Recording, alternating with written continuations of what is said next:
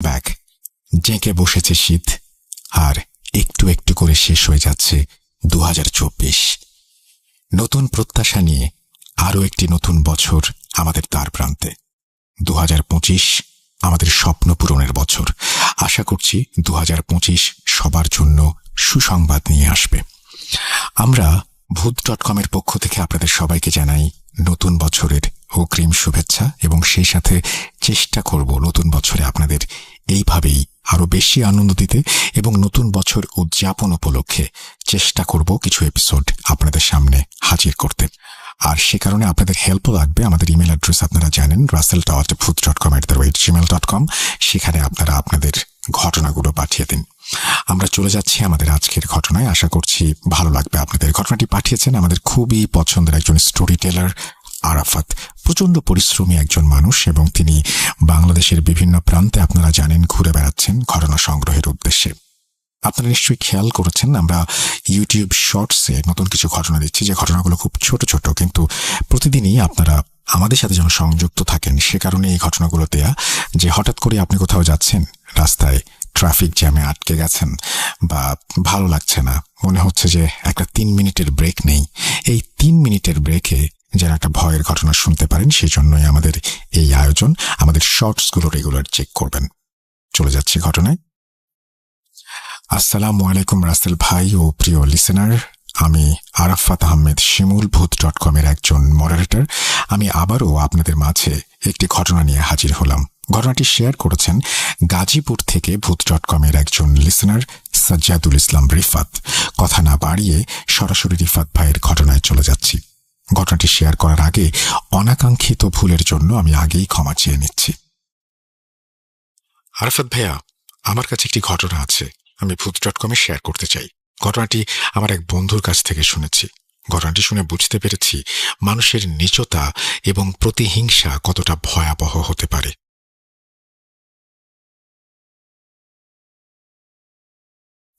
আমার বন্ধু রহিম একদিন আমাকে বলল, জানিস বন্ধু, আমার মামা খুবই ভালো মানুষ ছিলেন। তিনি আমাকে খুব আদর করতেন। বাংলাদেশ পুলিশের চাকরির সুবাদে ঢাকায় থাকতেন। আমাদের গ্রামের বাড়ি গফরগাঁও উপজেলায়। ছুটি পেলেই মামা গ্রামের বাড়িতে আসতেন। গ্রামের মানুষ তাকে খুব সম্মান করত। খাওয়ার সময় পর্যন্ত পেতেন না, কারণ প্রতিবেশীরা তাকে জোর করে নিজের বাড়িতে নিয়ে যেতেন।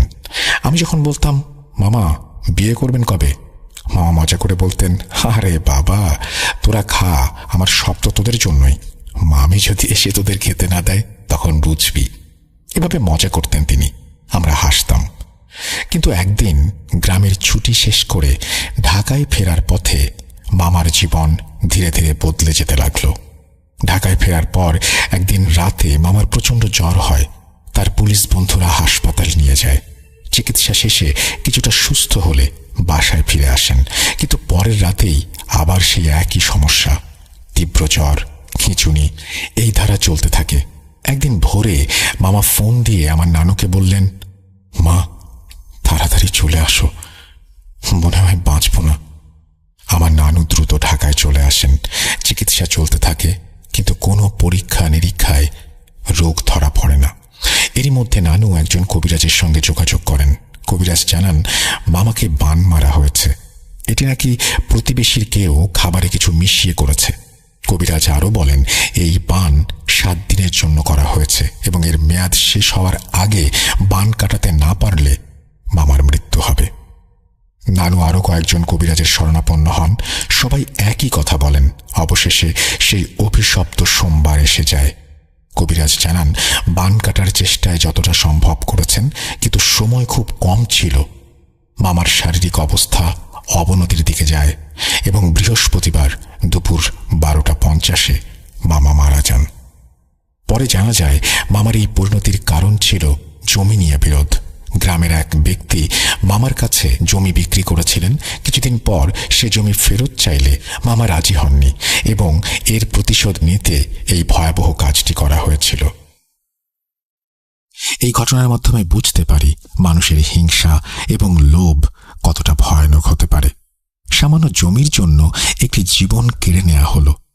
আমার বন্ধুর পরিবার এই ঘটনায় তছনছ হয়ে গেছে। সবাই মামার জন্য দোয়া করবেন। আজকে এখানেই শেষ করছি। আল্লাহ হাফেজ। এই বলে তিনি তার ঘটনা শেষ করেছেন। খুবই ছোট্ট একটা ঘটনা, কিন্তু আশা করব আপনাদের ভালো লেগেছে। আমরা আজ একটা গ্রামের ঘটনাতেও যাব। আপনারা সবাই গ্রামের ঘটনা শুনতে চান। আজকের ঘটনার শিরোনামই হচ্ছে ভয়ঙ্কর গ্রাম। আমরা সেটা শোনাবো আপনাদেরকে। চলুন কথা না পারি আমরা পরবর্তী ঘটনায় যাই।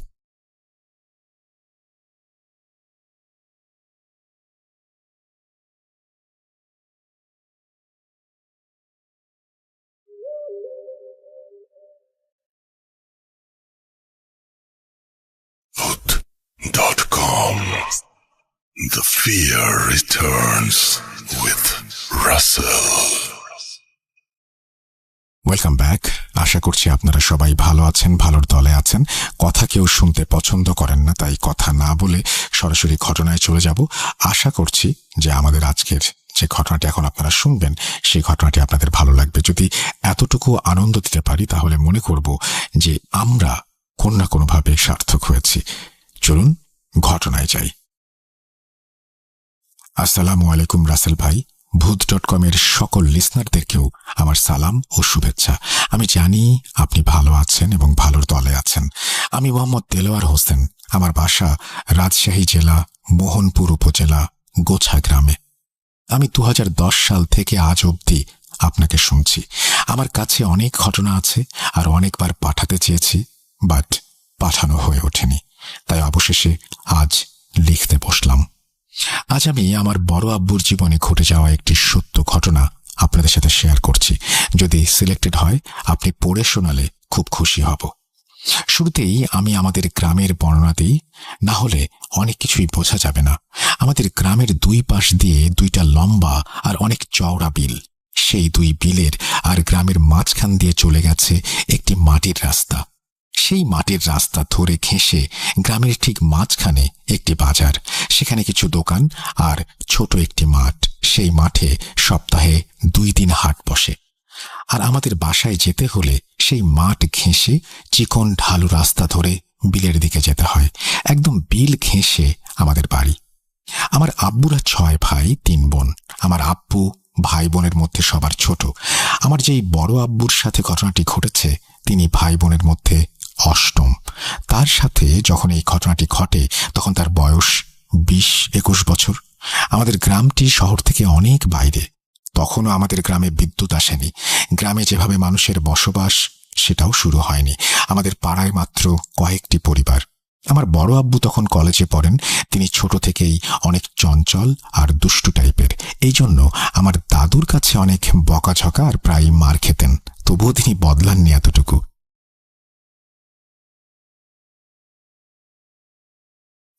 1980 সাল। গ্রামে শিক্ষার আলো নেই বললেই চলে, আর জিন ঘটিত ঘটনা অহরহই ঘটে। আমাদের গ্রামে এবং আশেপাশের গ্রামে তখন অনেক বেহুলা পালা, যাত্রাপালা আর মাদারের গানের আসর বসত প্রতি রাতে। সেইবার শীতকালে পাশের গ্রামে মাদারের গানের আসর বসেছিল। প্রতিদিন সবার কাজ শেষে অনেক রাত ধরে সেই গানের আসর চলত। আমার বড় আব্বু সেদিন সকালেই প্ল্যান করেন আজ রাতে গান শুনতে যাবেন। সেই জন্য দিনের সব কাজ শেষ করে সম্পূর্ণ তৈরি হয়ে থাকেন রাতের জন্য। আমার দাদু জানলে তাকে যেতে দেবেন না এবং অনেক মারবেন। তাই ভয়ে তিনি আমার দাদিকে জানান আজ গান শুনতে যাবেন যেন কেউ জানতে না পারে, এবং তার রাতের খাবার যেন তার রুমে ঢেকে রাখা হয়। আর অনেক রাতে তিনি ডাকলে যেন দরজা খুলে দেয়া হয় যাতে আমার দাদু কিছু টের না পান। ব্যাস, তিনি আমার দাদিকে সব বুঝিয়ে দিয়ে একাই বের হয়ে পড়লেন গান শুনতে। তখন গ্রামে কাঁচা রাস্তা দিয়ে সবাই চলাচল করতেন, আর যেহেতু রাতে বের হয়েছিলেন এত রাতে তিনি কোনো ভ্যান পেলেন না, তাই তিনি সিদ্ধান্ত নিলেন হেঁটেই যাবেন। তিনি প্রায় 1 ঘন্টা হেঁটে সেই গানের আসরে উপস্থিত হন। তিনি কোনো সমস্যা ছাড়াই সেখানে যান, আর তার কাছে কোনো কিছুই অ্যাবনর্মাল মনে হয়নি। গান শেষ হতে হতে রাত 2টা। তিনি গানের আসর শেষ হলে বাসায় আসার জন্য হাঁটা শুরু করলেন।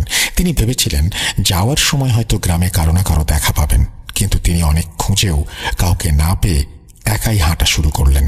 কিন্তু এবার আসার সময় কেমন যেন তার ভয় ভয় লাগছিল, গা ভারী হয়ে আসছিল। তাও তিনি সাহস রেখে হাঁটা শুরু করলেন। রাত তখন 3টা। চারিদিকে ধুধু অন্ধকার আর ঝিঁঝি পোকার ডাক শিয়াল কুকুরের ডাক। রাস্তার ধারে তেমন কোনো বাড়ি নেই। এভাবে কিছুক্ষণ হাঁটার পর তিনি আমাদের গ্রামের সেই বাজারের একদম কাছে চলে আসলেন। তিনি বাসায় আসার জন্য সেই মাঠের কিনারা দিয়ে ঢালু রাস্তায় পা বাড়াতেই হঠাৎ খেয়াল করলেন এতক্ষণ তিনি যে এই খুটখুটে অন্ধকারে হাঁটছিলেন, হঠাৎ যেন সেই গা ছমছম করা অন্ধকার নেই। মনে হচ্ছে ভরা পূর্ণিমার আলোতে সব যেন ঝকঝক করছে। তিনি ভাবলেন, তাহলে কি সকাল হয়ে গেছে? কিন্তু এত দ্রুত কিভাবে অন্ধকার থেকে সকাল হবে? তিনি তখনও কোনো ভয় বা ভয়ের মতো কিছু টের পাননি। হঠাৎ তিনি একটু দূরে কিছু একটা মুভমেন্ট ফিল করলেন, যেন অনেক মানুষ এক জায়গায় জড়ো হয়ে কিছু করছে, আর সেখানে যেন অনেক আলোতে ভরা, যেন অনেকগুলো সাদা ধপধপে বাল্ব একসাথে জ্বলছে। কিন্তু এটা কিভাবে সম্ভব? তখন আমাদের গ্রামে বিদ্যুৎ আসেনি, আর এত রাতে এত মানুষ কিভাবে আসবে এখানে? তাঁর অজান্তেই যেন গা ঠান্ডা হয়ে আসছিল। তিনি তাও মনের মধ্যে একটা কিউরিওসিটি থেকেই সেই মাঠের দিকে ধীরে ধীরে পা বাড়ালেন। একটু সামনে এগিয়ে যেতেই তিনি দেখলেন এখানে সাদা জুব্বা টাইপের কাপড় পরা অনেক মানুষ সারিবদ্ধভাবে দাঁড়িয়ে আছেন, আর সামনে লাশ রাখার খাটিয়ার মতো কিছু একটা আছে। তিনি ভাবলেন, এত রাতে এখানে কারা জানাজা পড়বে? আর আমাদের গ্রামে আজ কেই বা মারা গেল? কই, সন্ধ্যায় তো কারো মৃত্যু সংবাদ শুনিনি। তার মানে তখনও কোনো অ্যাবনর্মাল কিছু ফিল হয়নি। তিনি ভাবলেন, জানাজা যখন তখন দাঁড়িয়েই যাই কাতারে। এইভাবে তিনি সেই লোকদের সাথে দাঁড়াতেই হঠাৎ খেয়াল করলেন পাশের লোকটা তার দিকে বারবার তাকাচ্ছে। তিনি ভাবলেন হয়তো পরিচিত কেউ হবে, এই ভেবে তিনি তার দিকে তাকালেন। কিন্তু তিনি যা দেখলেন তা কোনোদিন কেউ দেখতে চাইবে না। তিনি দেখলেন একজন বয়স্ক লোক, তার চেহারা যেন চাঁদের আলোর মতো, ঝকঝকে দুটো চোখ। তিনি ভয়ে যেন পাথর হয়ে গেলেন। কি করবেন কিছুই মাথায় আসছিল না, যেন পুরো শরীর শক্ত হয়ে গেছে। তার মুখ দিয়ে কোনো কথাও বেরোচ্ছিল না। হঠাৎ বড় আপু লক্ষ্য করলেন সেই লোকটা তাকে হাতের ইশারায় বাড়ির রাস্তা দেখাচ্ছেন, যেন বলতে চাচ্ছেন, তুমি বাসায় চলে যাও, এখানে থেকো না, এক্ষুনি যাও। হঠাৎ বড় আব্বুর পা যেন তার অজান্তেই সেই ঢালু রাস্তার দিকে অনেক জোরে জোরে চলতে শুরু করলো। তিনি দৌড়াতে শুরু করলেন। এক দৌড়ে বড় আব্বু বাসার দরজায় এসেই মা বলে চিৎকার দিয়ে অজ্ঞান হয়ে গেলেন। কিন্তু বড় আব্বু নাকি দৌড়ানোর সময় একবারও পেছনে তাকাননি। তার চিৎকার শুনে আমার দাদু দাদি সবাই অনেক দ্রুত ঘর থেকে বের হয়ে আসলেন। দরজা খুলে দেখেন বড় আব্বু অজ্ঞান হয়ে পড়ে আছে। সবাই তাকে ধরাধরি করে রুমে নিয়ে গেলেন। সেদিন রাতে তার আর জ্ঞান ফেরেনি। পরদিন সকালে যখন তার জ্ঞান আসে, সবাই জিজ্ঞাসা করেন কি হয়েছিল তার সাথে। বড় আব্বু সবাইকে সবকিছু খুলে বলেন। সব শুনে আমার দাদু আব্বুকে অনেক বকাঝকা করলেন, আর আমার দাদিকেও কেন সে যেতে দিয়েছে এই নিয়ে অনেক বকলেন। তারপর আমার দাদু গ্রামের এক কবিরাজকে ডেকে আনলে সেই কবিরাজ আমার বড় আব্বুকে পানি পড়া দেন এবং একটা তাবিজ দেন। বলেন যে তার এত রাতে বাইরে যাওয়া মোটেও উচিত হয়নি। সেদিন হয়তো কোনো মুসলিম জিনের মধ্যে কেউ মারা গিয়েছিলেন, তাই তারা সেই দিন জানাজা দিয়ে সেই মৃত জিনের দাফনের ব্যবস্থা করছিলেন। তিনি আরও বললেন, আমার বড় আব্বুর কপাল অনেক ভালো, তাই একজন বয়স্ক ভালো জিন তাকে বাড়ির পথ দেখিয়ে দিয়েছে, তার জীবন রক্ষা করেছে। এই ছিল ঘটনা। এটা 100% সত্য ঘটনা, আর আমার বড় আব্বু আজও বেঁচে আছেন। আমি তার কাছ থেকেই শুনেছি। ঘটনা প্রথম কোথাও শেয়ার করলাম, আর এর দায় দায়িত্ব সব আমার। যদি ভালো লাগে, সিলেক্টেড হয় আমাকে জানাবেন। আমার কাছে আরো ঘটনা আছে, সময় করে পাঠিয়ে দেবো ইনশাল্লাহ। থ্যাংক ইউ ভেরি মাচ আপনার ঘটনার জন্য এবং আমাদেরকে ঘটনা শেয়ার করার জন্য। আশা করছি এই ঘটনাটি আপনাদেরও ভালো লেগেছে। আমরা চলে যাব আমাদের পরবর্তী ঘটনায়।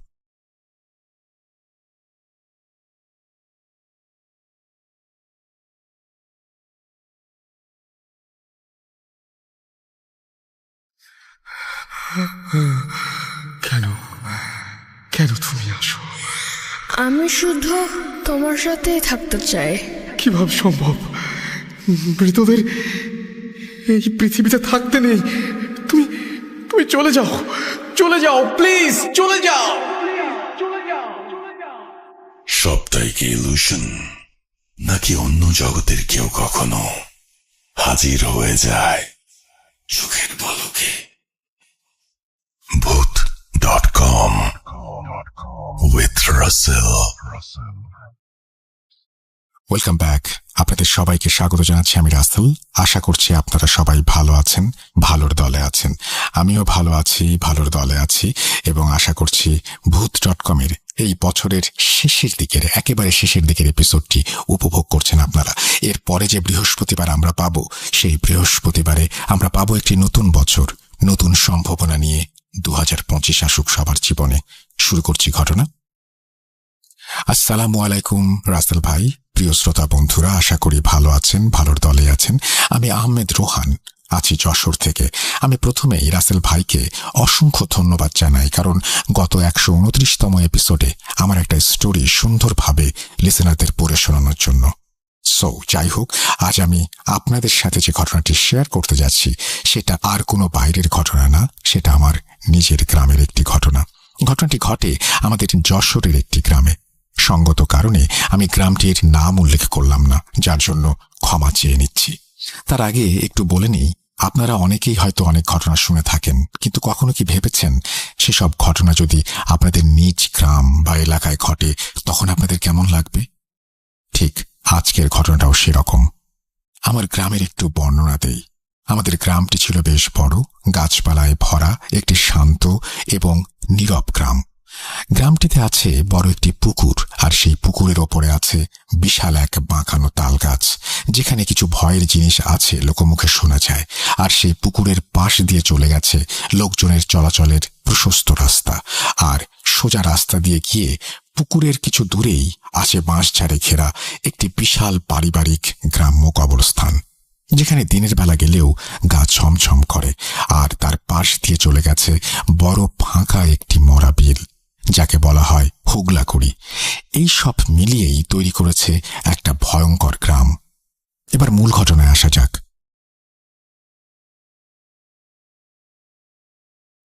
ঘটনা 1। সময়টা ছিল বর্ষাকাল, দিনটি ছিল বৃহস্পতিবার। গ্রামের একটি লোক নাম রমিজ মিয়া একজন ইজি বাইক চালক। সে রাত 1টা পর্যন্ত বাইক চালিয়ে গ্রামের রাস্তা ধরে বাড়ির দিকে আসতে শুরু করে। সেদিন হালকা বৃষ্টি পড়ছে, আর চারিদিকে মৃদু ঝিঝি পোকার ডাক আর বিদঘুটে অন্ধকার। মাঝে মাঝে আকাশের বুক চিরে বিদ্যুতের ঝলকানি, আর সেই বিলের দিকটা থেকে মৃদু শেয়ালের ডাক বুকটা কাঁপিয়ে দিচ্ছে। আগেই বলে রাখি, রমিজ মিয়ার বাড়ি যেতে হয় সেই পুকুরের পাড় দিয়ে। সে যখন বাইক নিয়ে পুকুরের পাশ কাটিয়ে যাচ্ছিল, হঠাৎ সে একটা চাপা কান্নার শব্দ শুনতে পায়। সে খেয়াল করে শব্দটা পুকুরের মধ্যে থাকা তাল গাছ থেকে আসছে। এবার সে ওই দিকে তাকায় এবং দেখতে পায় একটি মহিলা বাঁকানো তাল গাছের ওপরে পেছন ফিরে বসে আছে। তার পা দুইটি পানির মধ্যে, তার পরনে থপথপে সাদা শাড়ি, চুলগুলো ছড়ানো, কিন্তু সে পেছন ফিরে আছে এবং কান্না করছে। সে ভাবল, এত রাতে এখানে মহিলাটা কি করছে? হয়তো বাড়ি থেকে রাগারাগি করে এসেছে, গলায় ফাঁস দিতে পারে। এবার সে গাড়িটাকে একটু সামনে দাঁড় করিয়ে রেখে যায় মহিলাটির কাছে, গিয়ে পেছন দিক থেকে বলে, কে আপনি? এত রাতে এখানে কি? বাড়ি চলে যান। যেই না কথাগুলো বলেছে, অমনি মহিলাটি তার দিকে ঘুরে তাকায়। তখন সে যেটা দেখতে পায় সেটা দেখার জন্য সে মোটেও প্রস্তুত ছিল না। সে দেখে একটি বিষণ্ণ চেহারা, যার চোখ দুটো ছিল পুরাই সাদা, আর মুখটা আগুনে ঝলসানো, আর মুখ দিয়ে টাটকা রক্ত গড়িয়ে পড়ছে। আরও দেখে সেই অশরীরীর সাথে একটি বাচ্চা। সে খুব রাগান্বিত দৃষ্টিতে তাকিয়ে আছে এবং একসময় সে বলে ওঠে, হায়, আমার কাছে আয়। এই বলে ভয়ানক অট্টহাসি হাসতে থাকে। এটা দেখে সে প্রচন্ড ভয় পেয়ে চিৎকার করতে করতে বাড়ির দিকে দৌড় দেয়, আর বাড়ির সাথে গিয়ে জোরে একটা চিৎকার দিয়ে অজ্ঞান হয়ে যায়। যখন তার জ্ঞান ফেরে তখন সে দেখে তার বাড়িতে তাকে ঘিরে অনেক লোকের ভিড়, আর সবাই বলে, কি হয়েছিল রাতে? এবার সে রাতের ঘটনাগুলো খুলে বলে। এতে আশেপাশের লোকজনের মনে ভয়ের দানা বাঁধে, আর রমিজ মিয়াকে ভালো কবিরাজ দেখানো হয়, কিন্তু তাতে কোনো লাভ হয় না। রমিজ মিয়া দিন দিন কেমন পাগলের মতো হয়ে যায়। সে হঠাৎ হঠাৎ গভীর রাতে বারবার ছুটে চলে যায় সেই পুকুর পাড়ে। এই ঘটনার ঠিক 7 দিন পর সেই পুকুরের পানিতে ভাসতে দেখা যায় রমিজ মিয়ার লাশ। ঘটনার একটি জায়গায় তিনি বলেছেন যে এই যে বাচ্চাটি ছিল, তিনি বলেছেন যে এই বাচ্চাটিকে হয়তো তিনি খাচ্ছিলেন। তো এই যে আদমখোরের কথা আমরা শুনি, এবং এই যে একটা অদ্ভুত টান, এবং সেই টানের কারণে মৃত্যু হয় রমিজ মিয়ার, জীবন দিতে হয় তাকে, এই ব্যাপারগুলো খুবই অদ্ভুত। আমরা জানি যে ঢাকাতেও এরকম আদমখোরের সন্ধান পাওয়া গিয়েছে। বাংলাদেশের বিভিন্ন জায়গায় হয়তো এরকম আদমখোররা আছেন, আমি ঠিক জানি না। যদি আপনারা জেনে থাকেন অবশ্যই আমাকে জানাবেন। আমি চলে যাচ্ছি ঘটনা 2-এ। একদিন গ্রামের একজন লোক, তার নাম তুহিন, সে শহরে একটি কাপড়ের দোকানে কাজ করত। একদিন দোকান বন্ধ করে বাড়ি আসতে আসতে অনেক রাত হয়ে যায়, রাত প্রায় 2টার মতো হবে। সে মেইন রোড থেকে নেমে গ্রামের কাঁচা রাস্তা ধরে একটা সিগারেট ধরিয়ে হাঁটতে হাঁটতে বাড়ির দিকে আসতে থাকে। সে যে রোড দিয়ে আসছিল, যেহেতু সময়টা বর্ষাকাল ছিল, রাস্তাটি ছিল প্রচুর কর্দমাক্ত। রাস্তার এক পাশে ছিল পাট ক্ষেত, আর এক পাশ দিয়ে একটু হালকা টাইপের বাগান, যার ভেতর 4টা পারিবারিক কবর আছে। আর মাঝখান দিয়ে সেই রাস্তা ধরে চলেছে তুহিন মিয়া।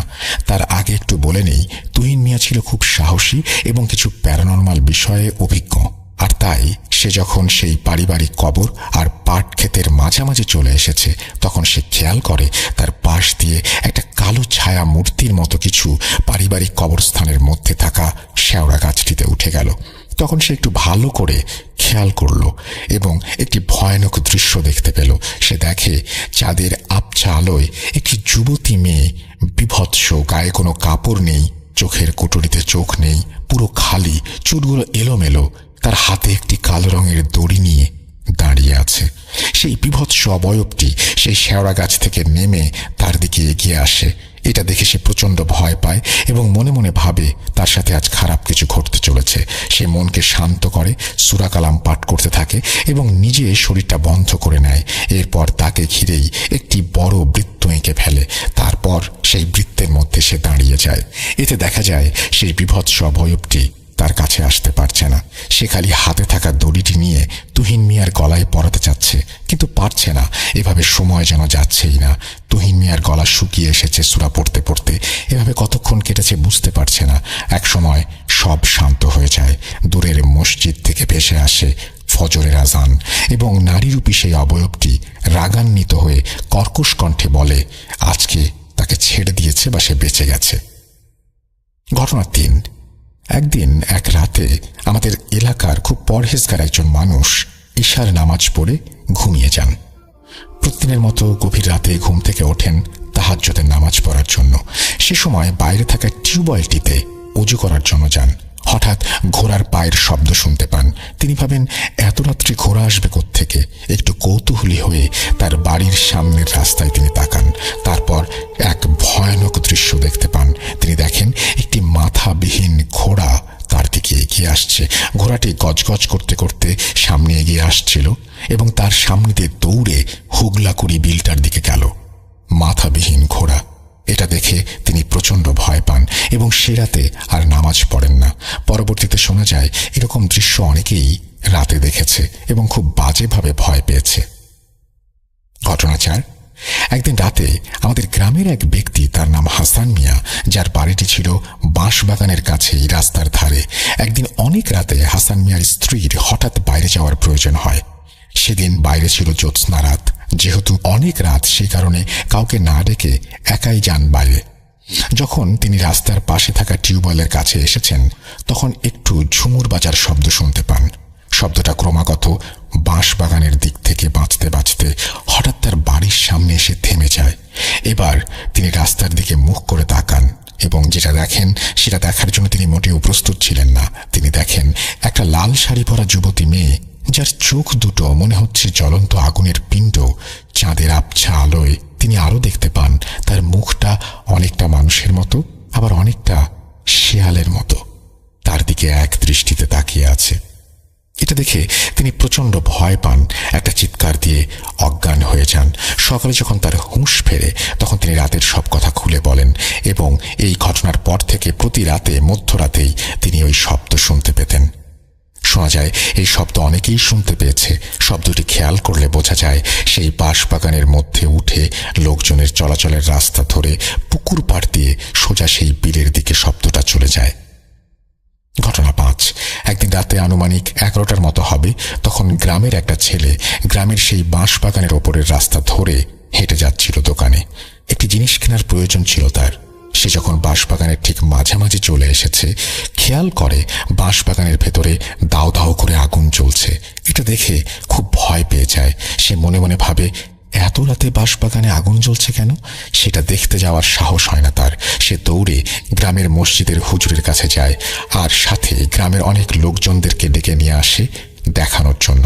সবাই এসে এই দৃশ্য দেখতে পায়। হুজুর সহ সবাই যখন কাছে যায়, তখন সবাই দেখতে পায় বাঁশবাগানের ভেতরে থাকা একটি পুরনো কবরে আগুন জ্বলছে। সেটা দেখে সবাই অনেক ভয় পায়। সবাই বলে, হায় হায়, কি অলক্ষণে কাণ্ড। এবার হুজুর একটু এগিয়ে গিয়ে জোরে জোরে সূরা পাঠ করেন এবং 3 বার কবরটিতে ফু দেন। সাথে সাথে আগুন নিভে যায়।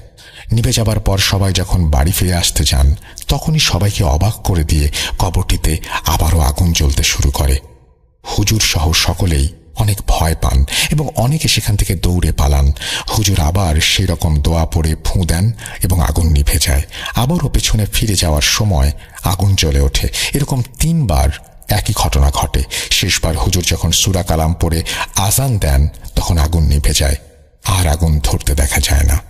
সবাই তারপর সেখান থেকে চলে আসে, আর দিনের বেলাতেও কেউ ওই দিকটায় যায় না। রাসেল ভাই, এই ছিল আমাদের গ্রামে ঘটে যাওয়া কিছু বিশেষ ঘটনা। এখনও এরকম কিছু ঘটনা ঘটতে দেখা গেছে। অনেক হুজুর কবিরা জানা হয়েছে গ্রামে, কিন্তু আজ পর্যন্ত এসব ঘটনার কোনো সলিউশন পাওয়া যায়নি। জানি না আসলে ঘটনাগুলো কতটা ভয়ের, কিন্তু ঘটনাগুলো আমাদের গ্রামে ঘটে যাওয়া সমস্ত ঘটনা। ভালো লাগলে লিসেনারদের পড়ে শোনাবেন। এই বলে তিনি তার ঘটনা শেষ করেছেন। আহমেদ রোহান রেগুলার লেখেন আমাদেরকে, এবং তিনি লেখেন যশোর থেকে। আপনারা যারা এতক্ষণ পর্যন্ত আমাদেরকে শুনলেন, তাদেরকে অসংখ্য ধন্যবাদ। এখন আমরা এমন কিছু ঘটনায় যাব যে ঘটনাগুলো হয়তো আগেও শুনেছেন বা শোনেননি বা বারবার শুনতে চাইবেন। চলুন কথা না বাড়িয়ে সেই ঘটনাগুলোতে যাওয়া যাক।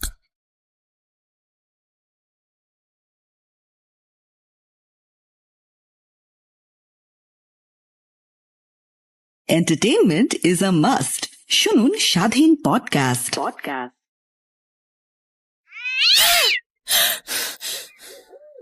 আজ আবার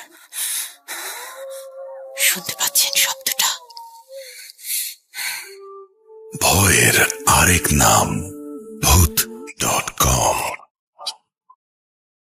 with Russell. যেভাবে লেখা আছে আমি সেভাবেই পড়ছি। আমার নাম সুজয়া, দিল্লি থেকে। আমি আমার চরম বাস্তব কিছু ঘটনা, অর্থাৎ ভৌতিক ঘটনা শেয়ার করব বলেছিলাম। ধন্যবাদ সবাইকে আমাকে সমর্থন করার জন্য। আশা করি আপনারা এত ভৌতিক বাস্তব ঘটনা কখনো শোনেননি। আর একটা কথা, আমি প্রবাসী বাঙালি, তাই টাইপিং মিস্টেক বা অন্য কোনো ভুল হয়ে যদি থাকে সেটা ত্রুটিমার্জনীয়। পার্ট 1, ঘটনা 1 শুরু করছি।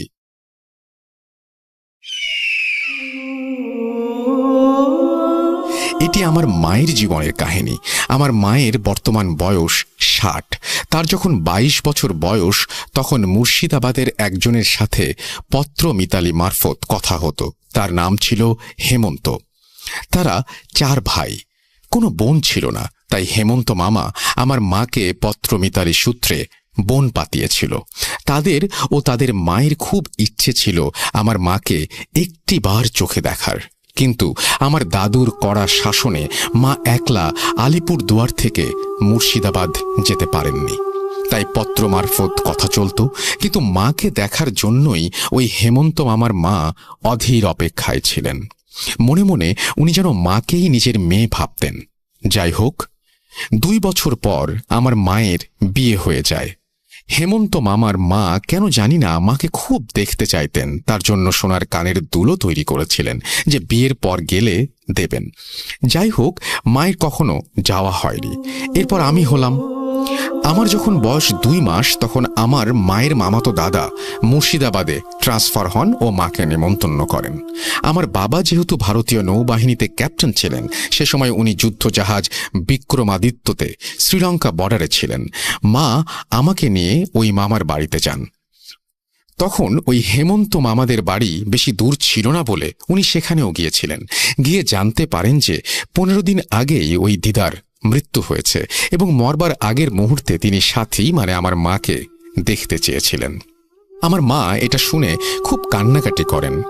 তো যাই হোক, হেমন্ত মামার বাবা মাকে অনুরোধ করেন কিছুদিন থেকে যেতে। মা 3 দিন থাকতে রাজি হন। প্রথম রাত্রে একটা বিরাট ঘটনা ঘটে যায়। মাঝরাতে মা হঠাৎ শুনতে পান যে পাশের ঘরে বাসনপত্র কে যেন মাটিতে আছড়ে ফেলছে। বলে রাখি, ওই হেমন্ত মামারা 4 ভাই একটা বড় ঘরে ঘুমাতেন, ওনাদের বাবা ওই দিদার ঘরে ঘুমাতেন, আর আমাকে ও মাকে বাড়িতেই নতুন একটি ঘরে থাকার ব্যবস্থা করে দিয়েছিলেন। তাই সাথেই রান্নাঘর লাগোয়া। আমার মা ছিলেন অসীম সাহসী ও তেজি মহিলা, কারণ শ্রীকৃষ্ণের মতো উনিও অষ্টম গর্ভ, তাই উনি কাউকে ডাকেননি। চুপ করে আমাকে বুকে নিয়ে শুয়েছিলেন। রান্নাঘরে অসম্ভব আওয়াজ শুনেও উনি চুপ করেছিলেন। হঠাৎ ওই রাতেই মায়ের বাথরুমে যাবার প্রয়োজন পড়ে, তো আমাকে মশারির ভেতর রেখে একাই টয়লেটে যান। পুরনো বাড়ি হিসেবে কলতলা থেকে জল নিয়ে যেতে হতো। মা যেই মুহূর্তে দরজা থেকে বেরিয়ে উঠোনে নামেন, সেই মুহূর্ত থেকে কে যেন তাকে অনুসরণ করতে থাকে।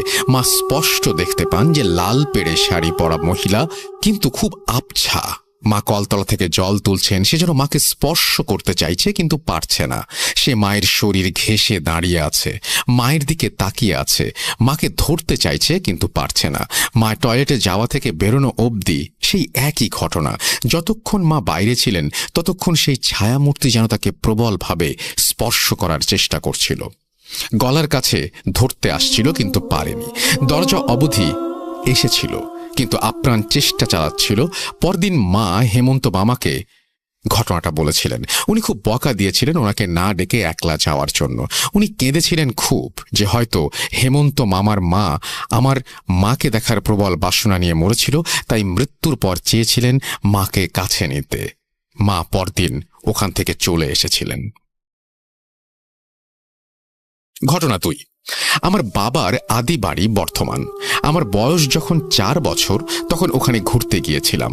তো আমাদের বাড়ি ছিল অনেক বড় বড়, উঠোনের এপার ওপার ঘর, পিছনের খালি জমি। তবে শুনেছি ওই জমিতে নবাব আমলে অনেক শিশুদের কবর দেয়া হতো। যাই হোক, আমি আর আমার মা রাত্রে ঘুমিয়েছিলাম।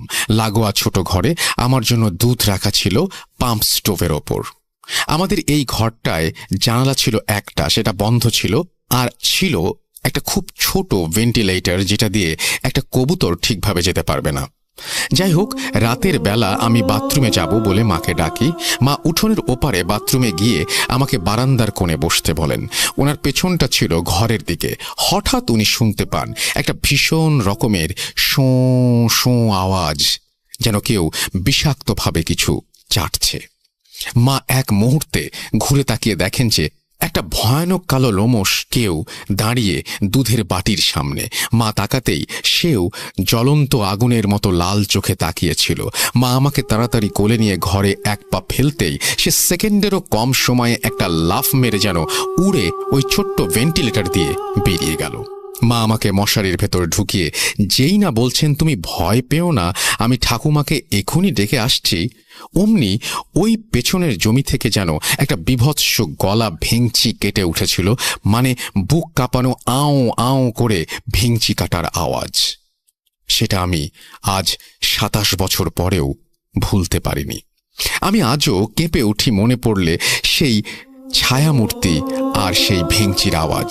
যাই হোক, আমার অসীম সাহসী মা সেই অন্ধকারে উঠোন পেরিয়ে ঠাকুমা, দাদু, কাকুদের ডেকে আনেন।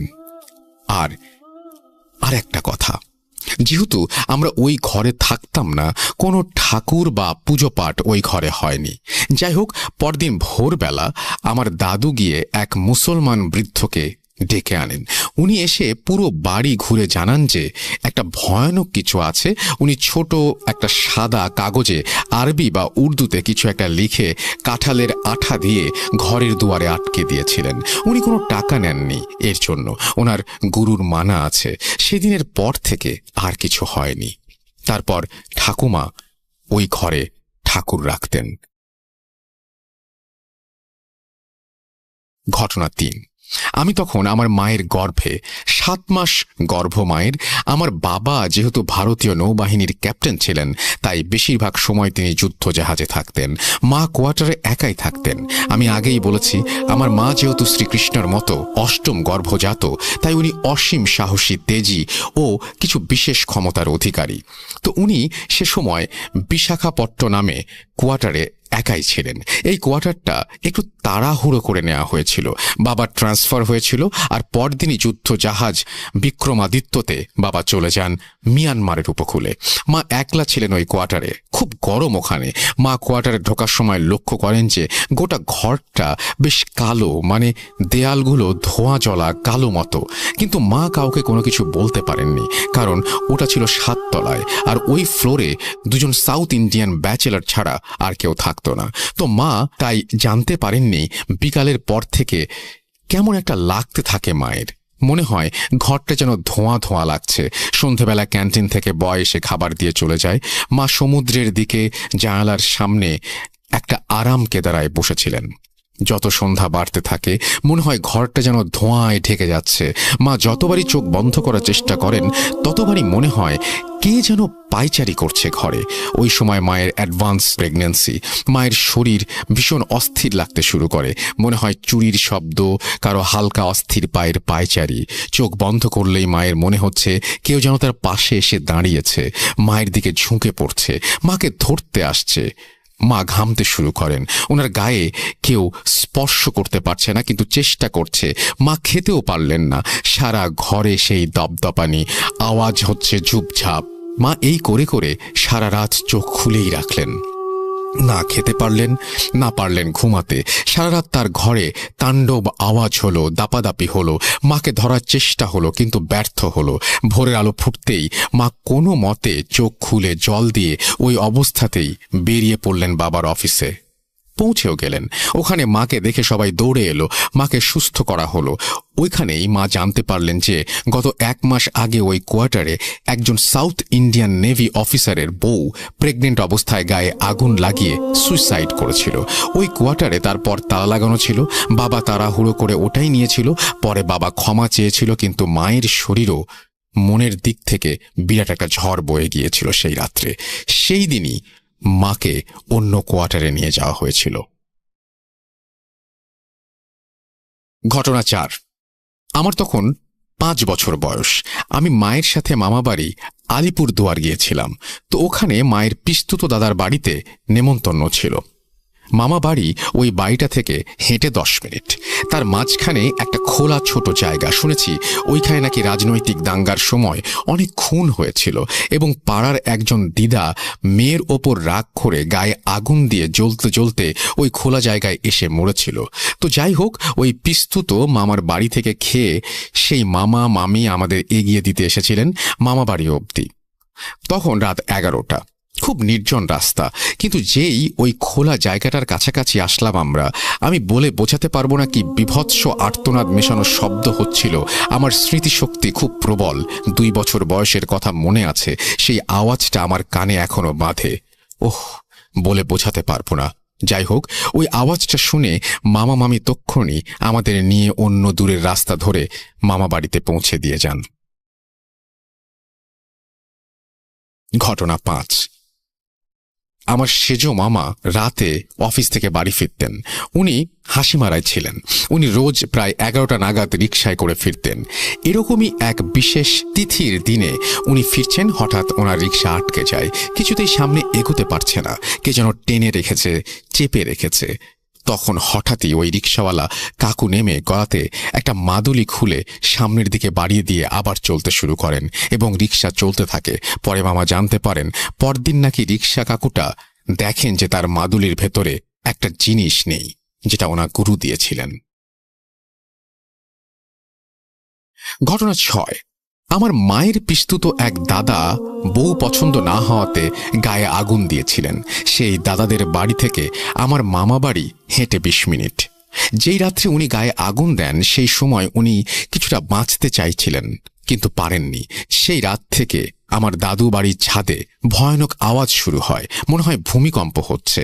আমার দাদু দিদা ওই মামার খুব প্রিয় ছিলেন। সেই রাত থেকে আমার দাদুর বাড়িতে প্রতি রাতে ছাদে বিকট আওয়াজ শুরু হয়, মনে হয় ছাদ ভেঙে পড়ছে।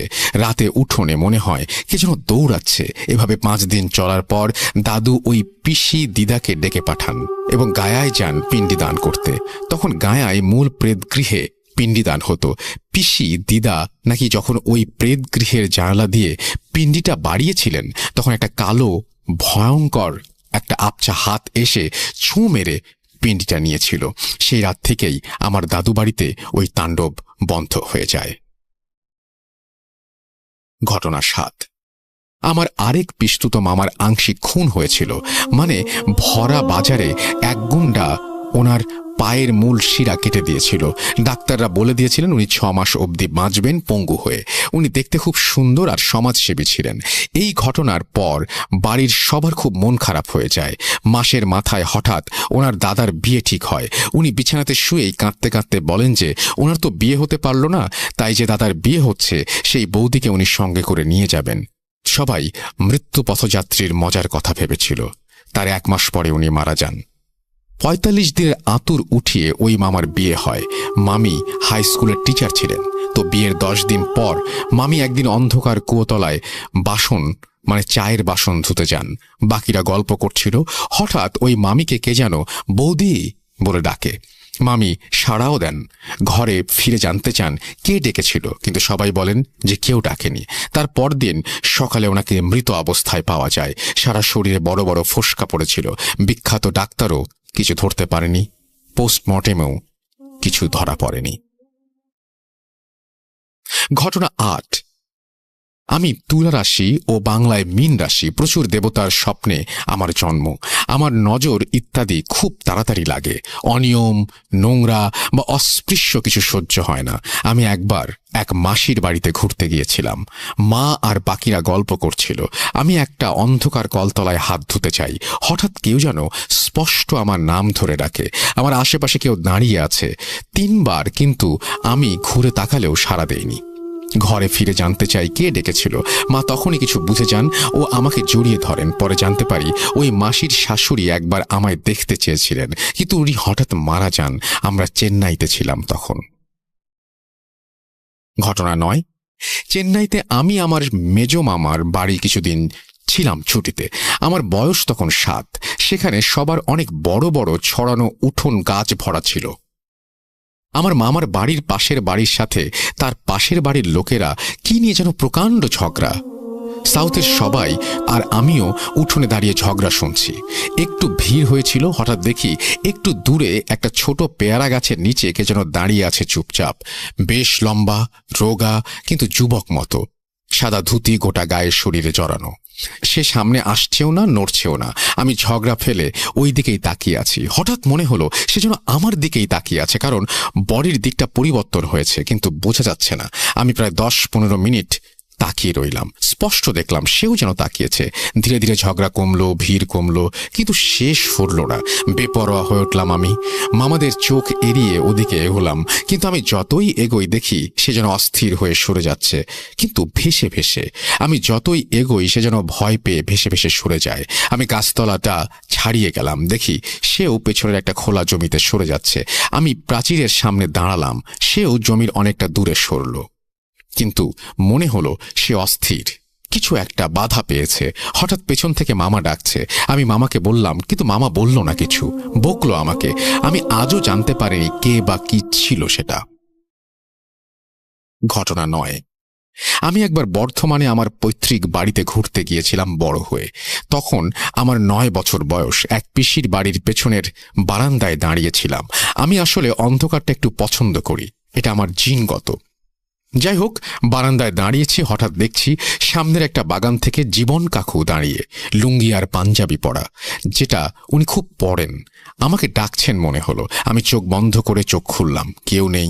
আবার 1 মুহূর্ত পরেই দেখলাম জীবন কাকুকে, কিন্তু একটু সরে গেছেন উনি সাইডে, সেই ভাবেই ডাকছেন। আমি বারান্দা থেকে নামতে যাব, মায়ের আবছা গলার আওয়াজ পেলাম। আমি পিছিয়ে এলাম, দেখলাম কেউ নেই সামনে। আমি দৌড়ে সামনের দরজা দিয়ে জীবন কাকুদের বাড়িতে গিয়ে দেখি উনি ছাত্র পড়াচ্ছেন। আমি আর ভাবতে পারিনি। আমি আজও জানি না কি হয়েছিল ওটা। ঘটনা 10। আমি আর আমার মা দিল্লির কোর্টে একটা কাজে গিয়েছিলাম। তখন ছুটি চলছিল, মনেই ছিল না কিছু অ্যাডভোকেট তাদের চেম্বার খুলতেন। তো আমরা আলোচনার জন্য একজনকে জিজ্ঞেস করি, উনি একটু দূরে ছিলেন, অপেক্ষা করতে বললেন। আমরা 5 তলায় দাঁড়িয়ে আছি, অনেক বন্ধ চেম্বার ওখানে। আমরা একটা বন্ধ চেম্বারের সামনে দাঁড়িয়েছি, নির্জন, লোক প্রায় নেই। হঠাৎ আমি দেখছি সামনের বন্ধ চেম্বারের দরজাটা যেন ভয়ানকভাবে কেউ ভেতর থেকে টানছে, ধাক্কাচ্ছে। বাইরের দরজাটা ভীষণ নড়ছে। মাকে দেখালাম, উনি এগিয়ে গেলেন। কিছুক্ষণ চুপচাপ দরজাটা দেখে আবার সেই রকম শুরু হলো, যেন প্রবল বেগে কেউ ধাক্কাচ্ছে, টানছে। মা হঠাৎ দরজার ওপর হাত রেখে তালাটা ধরলেন, যেন মনে হলো কেউ বাধা পেল। মা দাঁড়িয়ে রইলেন। হঠাৎ আমাদের ওই অ্যাডভোকেট পেছন থেকে ডাকলেন। পরে জানতে পারি ওই চেম্বারে একজন সিনিয়র অ্যাডভোকেট হার্ট অ্যাটাকে মারা যান। উনি ভেতরে কাজ করছিলেন, ওনার একজন ক্লায়েন্ট ওনাকে মৃত অবস্থায় পান। সর্বশেষ ঘটনা, আমি তখন লেখাটা বুঝতে পারি আমি তখন ভাড়া থাকি, কোনো একটা জায়গার কথা বলছেন তিনি, আমি না হয় নাই বললাম সেটা। এবং তারপরে তিনি বলছেন যে বাড়ি থেকে ইউনিভার্সিটিতে অনেকটা দূর। তো একদিন রাত হয়েছিল সেমিনার থেকে ফিরতে, সেখানে থাকতাম, সেটা একটু ভেতর দিকে, লোক কম। আমি বাস থেকে নেমে হেঁটে আসছিলাম অনেকটা। হঠাৎ এসে দেখি বাড়ির রাস্তাটা নেই। আমার এই পাড়াটা খুব গোছানো, কিন্তু একটু সেকেলে। কিন্তু সেই রাস্তাটায় দেখলাম আধুনিক এবং আওয়াজ হচ্ছে খুব। তখন রাত 12টা। আমি পিছিয়ে এসে আবার একই দিকে হাঁটলাম, কিন্তু এবার দেখি রাস্তাটা নেই, চারিদিকে শুনশান, পুরনো লেন। হঠাৎ মনে হলো কেউ বা কারা যেন আমাকে ঘিরে ধরেছে। আমি ঘামছি, কিন্তু ভয় পাবো না ঠিক করেছি। মনে হলো একটা অদৃশ্য ভিড় আমাকে ঘিরে ধরেছে। আমি ভোঁ ভোঁ একটা আওয়াজ পাচ্ছি, কিন্তু দমটা চাপা লাগছে। আমি বুঝতে পারছি আমি এগোতে চাইছি, ভিড়টা বিরক্ত হচ্ছে, তারা চাইছে না আমি যাই। আমি দেখতে পাচ্ছি তাদের, কিন্তু বুঝতে পারছি না। আমাকে তারা চেপে ধরতে চাইছে, কিন্তু পারছে না। আমাকে ঘিরে ক্রমে আমি চিৎকার করতে চাইছি, কিন্তু পারছি না। আমি হঠাৎ মাকে ডাকলাম মনে মনে, জানি না কতক্ষণ ডাকলাম। হঠাৎ চোখ খুলে দেখি আমি আমার বাড়ির আগে আপেল গাছের নিচে দাঁড়িয়ে আছি। আমি এক দৌড়ে আমার বাড়ির দরজায় পৌঁছে কলিং বেল বাজালাম। মা আমাকে দেখেই চমকে উঠলেন। আমাকে পাগলের মতো লাগছিল। এরপর থেকে মা আমাকে বাস স্টপে নিয়ে যেতেন রোজ, সেখানে একটা পার্কে অপেক্ষা করতেন। আর ছোট কয়েকটি ঘটনা আছে আমার এই জীবনের। এই বাস্তব তিক্ত ভৌতিক কাহিনী কেমন লাগলো আপনাদের আমাকে জানাবেন। সবাই ভালো থাকবেন। অগ্রিম ধন্যবাদ সবাইকে। আমাকে জানাবেন আপনাদের কিরকম লেগেছে, আমি শান্তি পাব। এই ছিল ঘটনা। Thank you very much. আপনি ঘটনাগুলো অনেক ছোট ছোট করে লিখেছেন, এটা একটা নতুন স্টাইল, আমি এই জন্যই পড়লাম। এবং আমি জানি না যে কেমন লেগেছে আপনাদের। যদি ভালো লাগে ডেফিনেটলি আপনারা আমাদেরকে জানাবেন যে কেমন লেগেছে। আমি অপেক্ষায়, ওনার মতো আমিও অপেক্ষায় থাকলাম, এবং আশা করছি অবশ্যই আপনারা জানাবেন। এবং আপনারাও আমাদেরকে এরকম ঘটনা পাঠাবেন। আমাদের ইমেল অ্যাড্রেস তো জানেনই। আমাদের ইমেল অ্যাড্রেস হচ্ছে russell.booth.com@gmail.com। আপনার নাম, ঠিকানা এবং ফোন নাম্বার সহ আপনার জীবনে ঘটে যাওয়া বা আপনার জানা সেরা ঘটনা লিখে পাঠিয়ে দিন আমাদের কাছে। ঘটনার শুরুতে অবশ্যই উল্লেখ করুন যে ঘটনাটি আপনি স্টুডিওতে এসে শেয়ার করতে চান, নাকি আপনি চান আপনার ঘটনা আমরা পড়ে শোনাই। যারা দেশের বাইরে রয়েছেন তারা সরাসরি অডিও ক্লিপ করে পাঠাতে পারেন বা লিখেও পাঠাতে পারেন। এটা কমপ্লিটলি আপনাদের ব্যাপার যে আপনি কিভাবে পাঠাবেন। অপেক্ষায় থাকলাম আপনার ঘটনায়। চলে যাচ্ছি আমাদের পরের স্টোরিতে।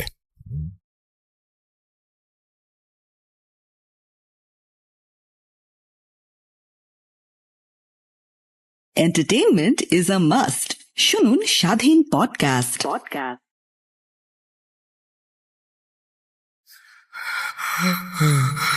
কেন কেন তুমি আসো? আমি শুধু তোমার সাথেই থাকতে চাই। তুমি তুমি চলে যাও, চলে যাও, প্লিজ চলে যাও। .com with Russell.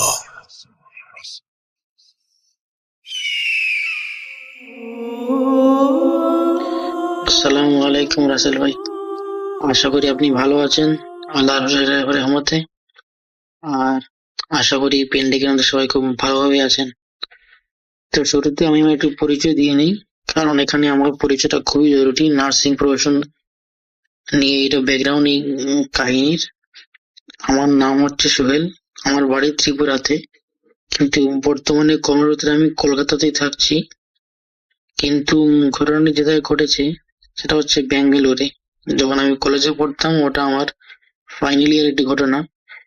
ঘটনাটা আমার সঙ্গে ঘটেনি, ওটা আমার একটা জুনিয়র সঙ্গে ঘটেছিল, পরে প্রত্যক্ষদর্শী আমি। তো আমি কথা না বাড়িয়ে গল্পে চলে যাচ্ছি। সালটা হচ্ছে 2018 সেপ্টেম্বর মাসের ঘটনা। ডেটটা মনে নেই, বাট ওটা দিনটা শুক্রবার ছিল। তো আমাদের এই সেপ্টেম্বর শেষের দিকে এক্সাম আসছিল, ফাইনাল ইয়ার এক্সাম ছিল। তো আমরা একদম প্রিপারেশন নিচ্ছিলাম, স্টাডি অলরেডি ছিল। তো ভোর 10টার দিকে আমাদের কলেজ থেকে আমাদেরকে ডেকে পাঠায়। আমাদের হোস্টেল আর কলেজ পাশাপাশি। তো আর বলে রাখি রাসেল ভাই, আমাদের এখানটায় আমাদের ফাইনাল ইয়ার ব্যাচের মধ্যে আমরা তো 5 জনই ছেড়েছিলাম। আর এর মধ্যে 2 জন থাকতাম হোস্টেলে, 3 জন থাকতো পিজিতে। তো আমাদেরকে ম্যাক্সিমাম মানে প্রিন্সিপাল অথরিটি যেই আসতেন মেনলি আমাদের সঙ্গে কথা বলতেন, আমাদেরকে ডাকাতেন।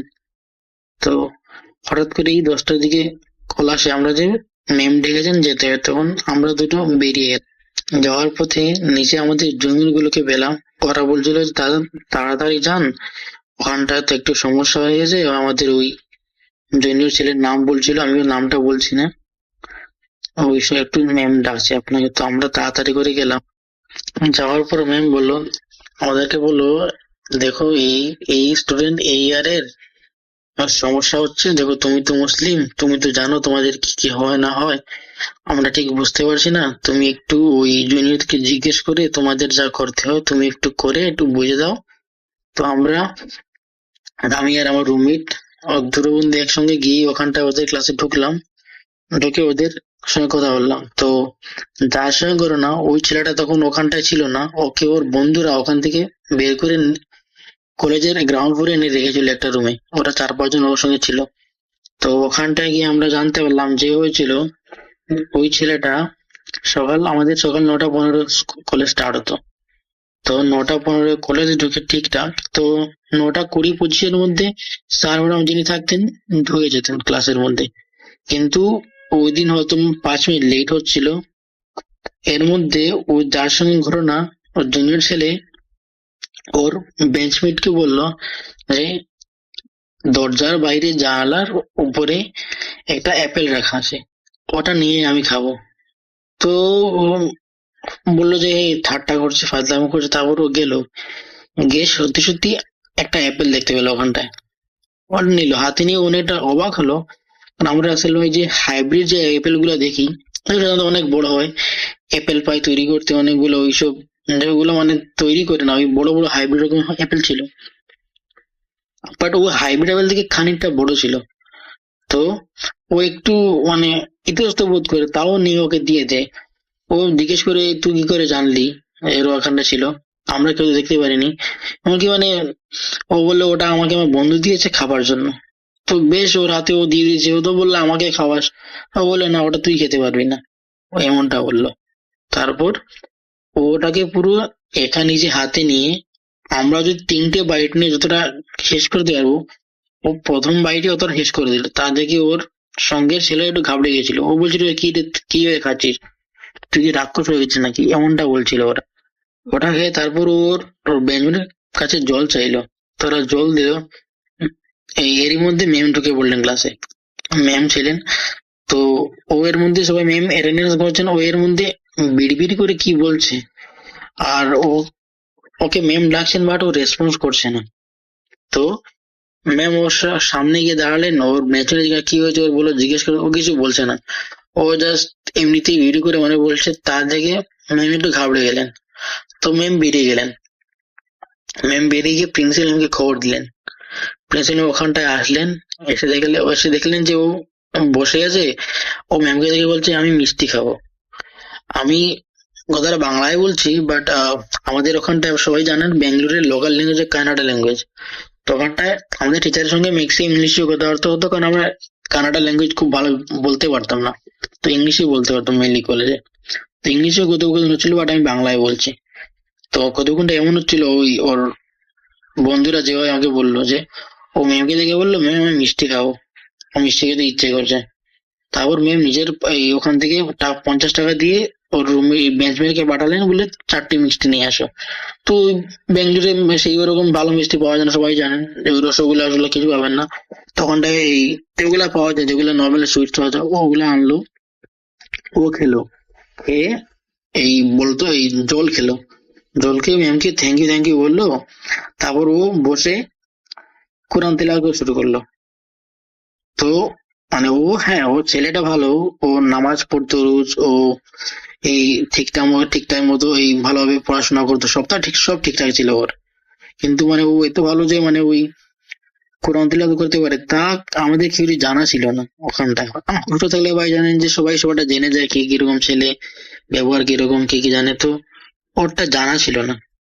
তো তা দেখে ম্যাম একটু ঘাবড়েলেন, তো তারপরই ম্যাম আমাদেরকে খবর দিলেন। তারপর আমরা ওখানটায় গেলাম, তারপর গিয়ে আমরা ওদের সঙ্গে যেটা জানতে পারলাম, তারপর ওরা ওই অ্যাপেলটা নিয়ে একটা ডাস্টবিনে ফেলে দিয়েছিল।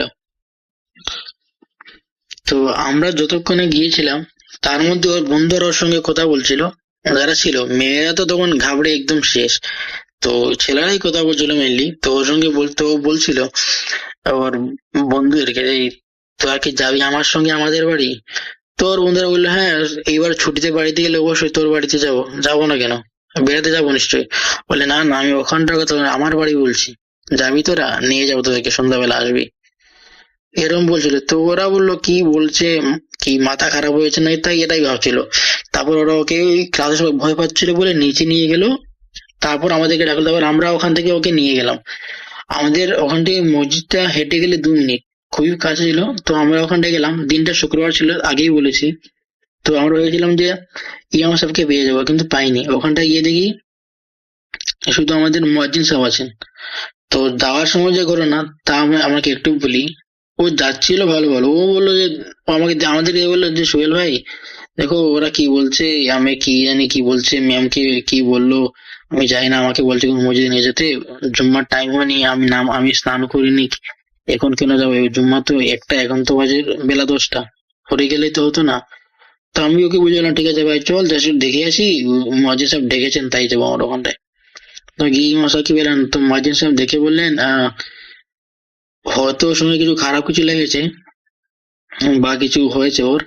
তো উনি শুধু এটা পানি পোড়া দিয়ে দিলেন, বললেন যে জুম্মার টাইমে যখন আসবে ওকে নিয়ে আসবে, তখন এই মাসে থাকবেন, তখন উনি দেখে বলে দেবেন। তো ঠিক আছে, আমরা ওই তো একটা ঘটনা ওখানটায় বলে কি হয়েছে, আমরা বললাম মসজিদে চল, ও রাজি হয়ে গেল, ঠিক আছে। বাট গেটে ঢোকার একটু আগে, ঢোকার আগে ও বেহুশ হয়ে গেল। ওখানটায় মসজিদ সাহেব আসলেন, তারপরে আমরা ওকে নিয়ে গিয়ে তারপরে একটু জল খাইয়ে ঠিকঠাক করে, তারপরে উনি জল পোড়া দিলেন ওকে, বেরিয়ে এলাম ওখান থেকে।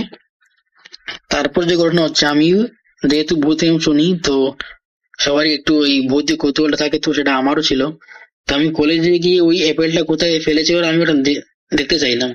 তো আমি গিয়ে দেখি অ্যাপেলটা ওরা যে ডাস্টবিনটা ফেলেছে, তো ওখানটায় আরো অন্যান্য বিস্কিট ছিল, তারপরে ওই বেনানা পিল ছিল, ওগুলো সবগুলো ছিল। ওগুলা সবগুলাতে পিঁপড়ে ধরে গেছে, কালো পিঁপড়ে ধরেছে। বাট শুধুমাত্র ওই অ্যাপেলটাতে কোনো পিঁপড়ে ধরে নেই। আপনি সাধারণত কোনো অ্যাপেল বা কিছু খাবার জিনিস রাখুন, পিঁপড়ে চলে আসবে 5 মিনিটের মধ্যে, তা তো গ্যারান্টি। কিন্তু ওখানটা ওই অ্যাপেলটার মধ্যে পিঁপড়ে ছিল না। তো আমি এটা কাগজে মুড়িয়ে ওটা নিয়ে এসেছি। তারপর আমি ও গ্রাউন্ড ফ্লোরে থাকতো, আমরা ফার্স্ট ফ্লোরে থাকতাম। তো গ্রাউন্ড ফ্লোরে ওর যে রুমমেট, আমি ওকে কলেজ থেকে বের করে আনি, যে ওকে রুমে নিয়ে যা, স্নান টান করি, তারপর আমরা ওকে মসজিদে নিয়ে যাব। তো ওরা দুজন একসাথে গেল। তারপর আমি ওকে বললাম যে অ্যাপেলটা আমি তোর রুমে রাখছি, আমার রুমে নিচ্ছি না, যাওয়ার সময় নিয়ে যাবো, ইমাম সাহেবকে দেখিয়ে দেবো। তাই ভাগ্য ভালো, আমি ওই অ্যাপেলটার একটা ভিডিও করে রেখেছি, ওদের রুমে রেখে একটা ভিডিও করেছি আমার বন্ধুদের দেখানোর জন্য। এই আমার রুমমেট যারা ছিল, ক্লাসমেট যারা ছিল, সবাই তো ছিল না, ওদের দেখানোর জন্য ভিডিও করেছিলাম, সেটা আমি আপনাকে সেন্ড করে দেবো। তো ওরা একসাথে রুমে গেলে আমি অ্যাপেলটা রাখলাম, আমি বেরিয়ে আসলাম। আমি ওকে বললাম যে একটু নজরটা দে, ওকে নজরে রাখবি, তারপর ওকে তোর সঙ্গে রাখবি, এই লাঞ্চটা সেরে তারপর একসাথে জুম্মা চলে যাব। তো ওরা দুজন, তারপর আমি উপরে চলে গেলাম। তারপর আমি যখন নিচে নেমে আসলাম জুম্মা যাবো বলে, তখন আমি ওদেরকে ডাকলাম। তো ও বলছে যে সোহেল ভাই, ওর রুমমেট যে ছিল, অ্যাপেলটা খুঁজে পাচ্ছি না, এখানটায় ছিল। আমি বললাম ছিল মানে?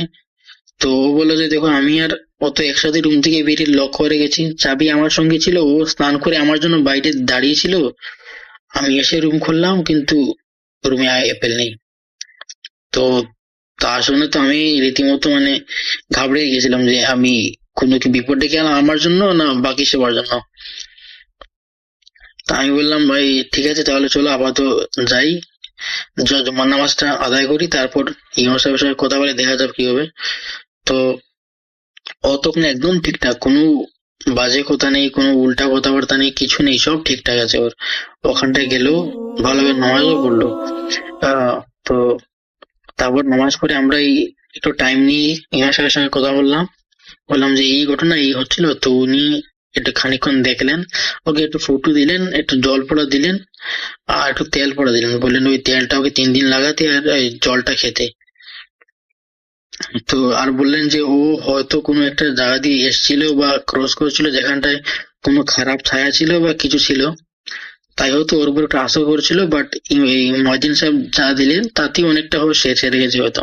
তা তো ভাই রাসেল ভাই এই ঘটনাটা ততটা ভৌতিক নয় জানি, বাট যখন আমরা ওকে জিজ্ঞেস করলাম যে মানে কিছু হয়েছিল কি এর আগের দিন বা কোথায় গিয়েছিলি, তো তখন ওর তো ঠিক মনে নেই, ও বলছে ওর ঠিক মনে নেই।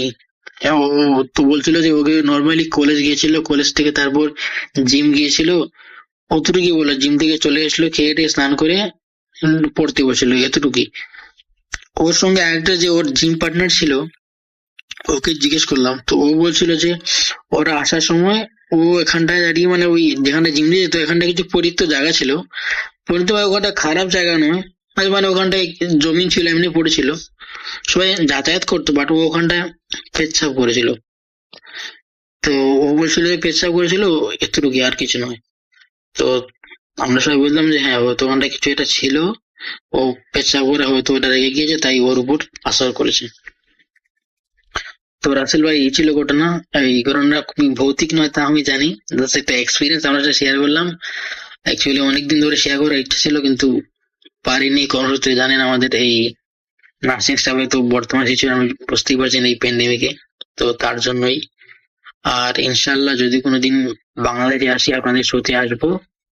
আর আমার হসপিটাল নিয়ে একটা ঘটনা আছে যেটা আমি আগামীতে কোনো একদিন শেয়ার করবো, তাও যদি টাইম পাই অবশ্যই শেয়ার করবো। ওই ঘটনাটা খুবই ওই ভৌতিক নয়, আমার কোনো ঘটনাই ভৌতিক নয় বলতে পারি, বাট একটু অস্বাভাবিক। তো রাসেল ভাই ভালো থাকবেন, যদি আমার এই ঘটনা ভালো লাগে তাহলে শেয়ার করবেন, আর সালাম রইলো, দোয়া রইলো, ভালো থাকবেন, আল্লাহ হাফিজ।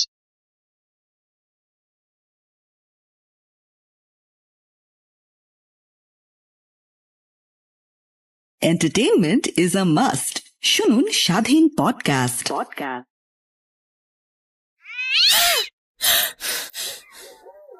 আজ আবার শুনতে পাচ্ছেন শব্দটা? ভয়ের আরেক নাম ভূত.com with Russell.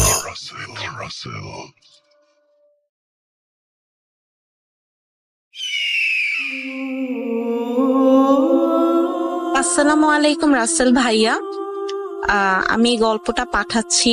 আমি আপনার একজন অনেক পুরাতন শ্রোতা, বলতে গেলে ছোটবেলা থেকে ভূত এফএম শুনেই মনে হয় বড় হয়েছি। আর সেখান থেকে আসলে ভূতের ব্যাপারটার প্রতি যদি আগ্রহ কেউ সৃষ্টি করে থাকে সেটা আসলে আপনার শোই। তো আজকে আমি একটা গল্প বা ঘটনা বলছি, আশা করি আপনি এটা প্লে করবেন। তো ঘটনাটা হচ্ছে 1990 সালের দিকে। তখন আমার আম্মার নতুন বিয়ে হয়েছে। আমার দাদি ছিলেন খুবই অসুস্থ, আমার আব্বু বিদেশে ছিলেন এবং চাচারা ছিলেন অনেক ছোট আর কি, ছোট ছোট ছিলেন। কেউ মাদ্রাসায় থাকতেন, কেউ কারো বাসায় থেকে পড়াতেন, তার বিনিময়ে ঘুমাতেন, মানে এরকম আর কি। বাসা খুবই খালি ছিল, দাদা বাড়ি ছিল পুরোই ফাঁকা। তো আমার আম্মা দাদির সাথে একজন চাচি থাকতেন। এই চাচির কিছু বদ অভ্যাস ছিল, যেমন তিনি দুপুরবেলা চুল খোলা রেখে তরকারি তুলতে, আমাদের গ্রামে একটা জায়গা আছে ক্ষেতের মতো, বিশাল বড় ক্ষেত, সেখানে তরকারি তুলতে যেতেন। উনাকে অনেকবার নিষেধ করা হয়েছে, উনি কারো কথাই শুনতেন না। তো এই চাচির হাজবেন্ড যে ছিল সে আমাদের জমি দেখাশোনা করতো, বর্গা যেটা বলে আর কি, ওই টাইপের কিছু একটা। তো অনেক আগের ঘটনা, আমি আসলে শুনে শুনে আমার ফুপুদের থেকে শুনেছি, আম্মু, আমার দাদি, সবার থেকে শুনে শুনে এই উনার সম্পর্কে একটা ঘটনা আমি পেয়েছি।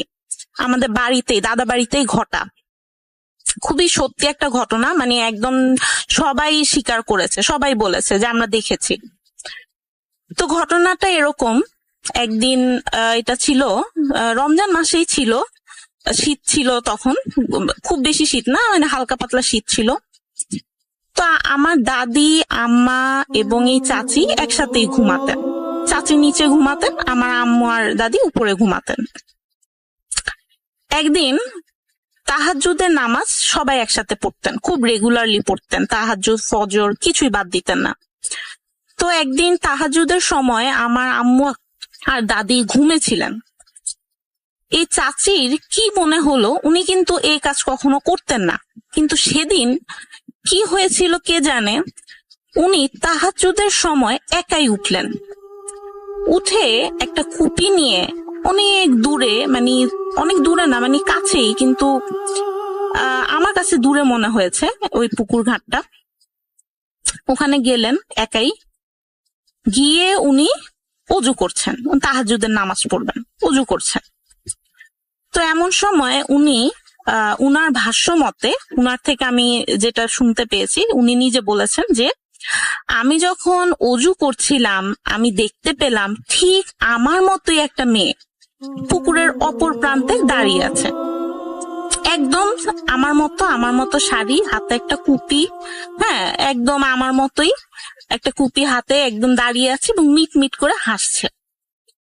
তো উনি তাকিয়ে আছেন, উনি বললেন যে আমি দীর্ঘ সময় তাকিয়েছিলাম, আমার মনে হয়েছিল, মানে উনি তো গ্রাম্য ভাষায় বলেছেন, ভাষাটা আসলে যেটা দাঁড়ায় সেটা হচ্ছে যে উনি মন্ত্রমুগ্ধের মতো তাকিয়েছিলেন, উনার সময়ের কোনো হিসাব ছিল না।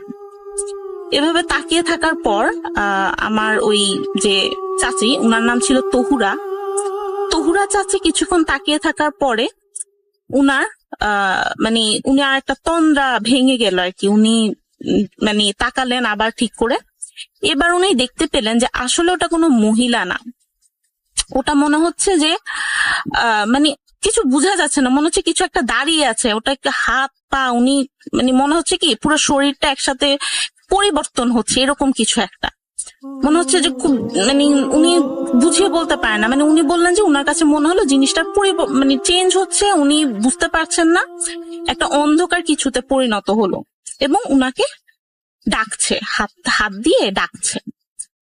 তারপর উনি তো মানে স্তম্ভিত হয়ে গেলেন।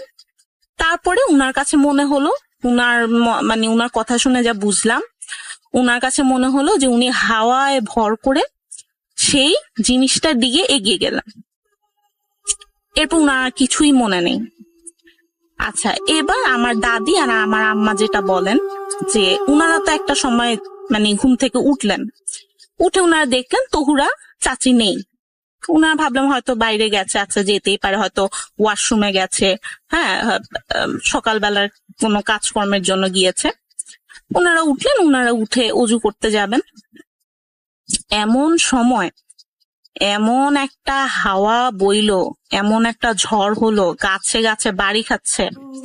আমার দাদা বাড়ি আমি বলিনি, আমার দাদা বাড়ির পুরো পাশে পাশে পুরোটাই জঙ্গল, এখন একটু হলেও কমেছে, কিন্তু আমার আম্মার যখন বিয়ে হয় তখন পুরোই জঙ্গল ছিল, প্রচন্ড ভয়ঙ্কর একটা পরিবেশ ছিল এবং অজু দোয়া ছাড়া আমার আম্মা ঘর থেকে বেরই হতেন না।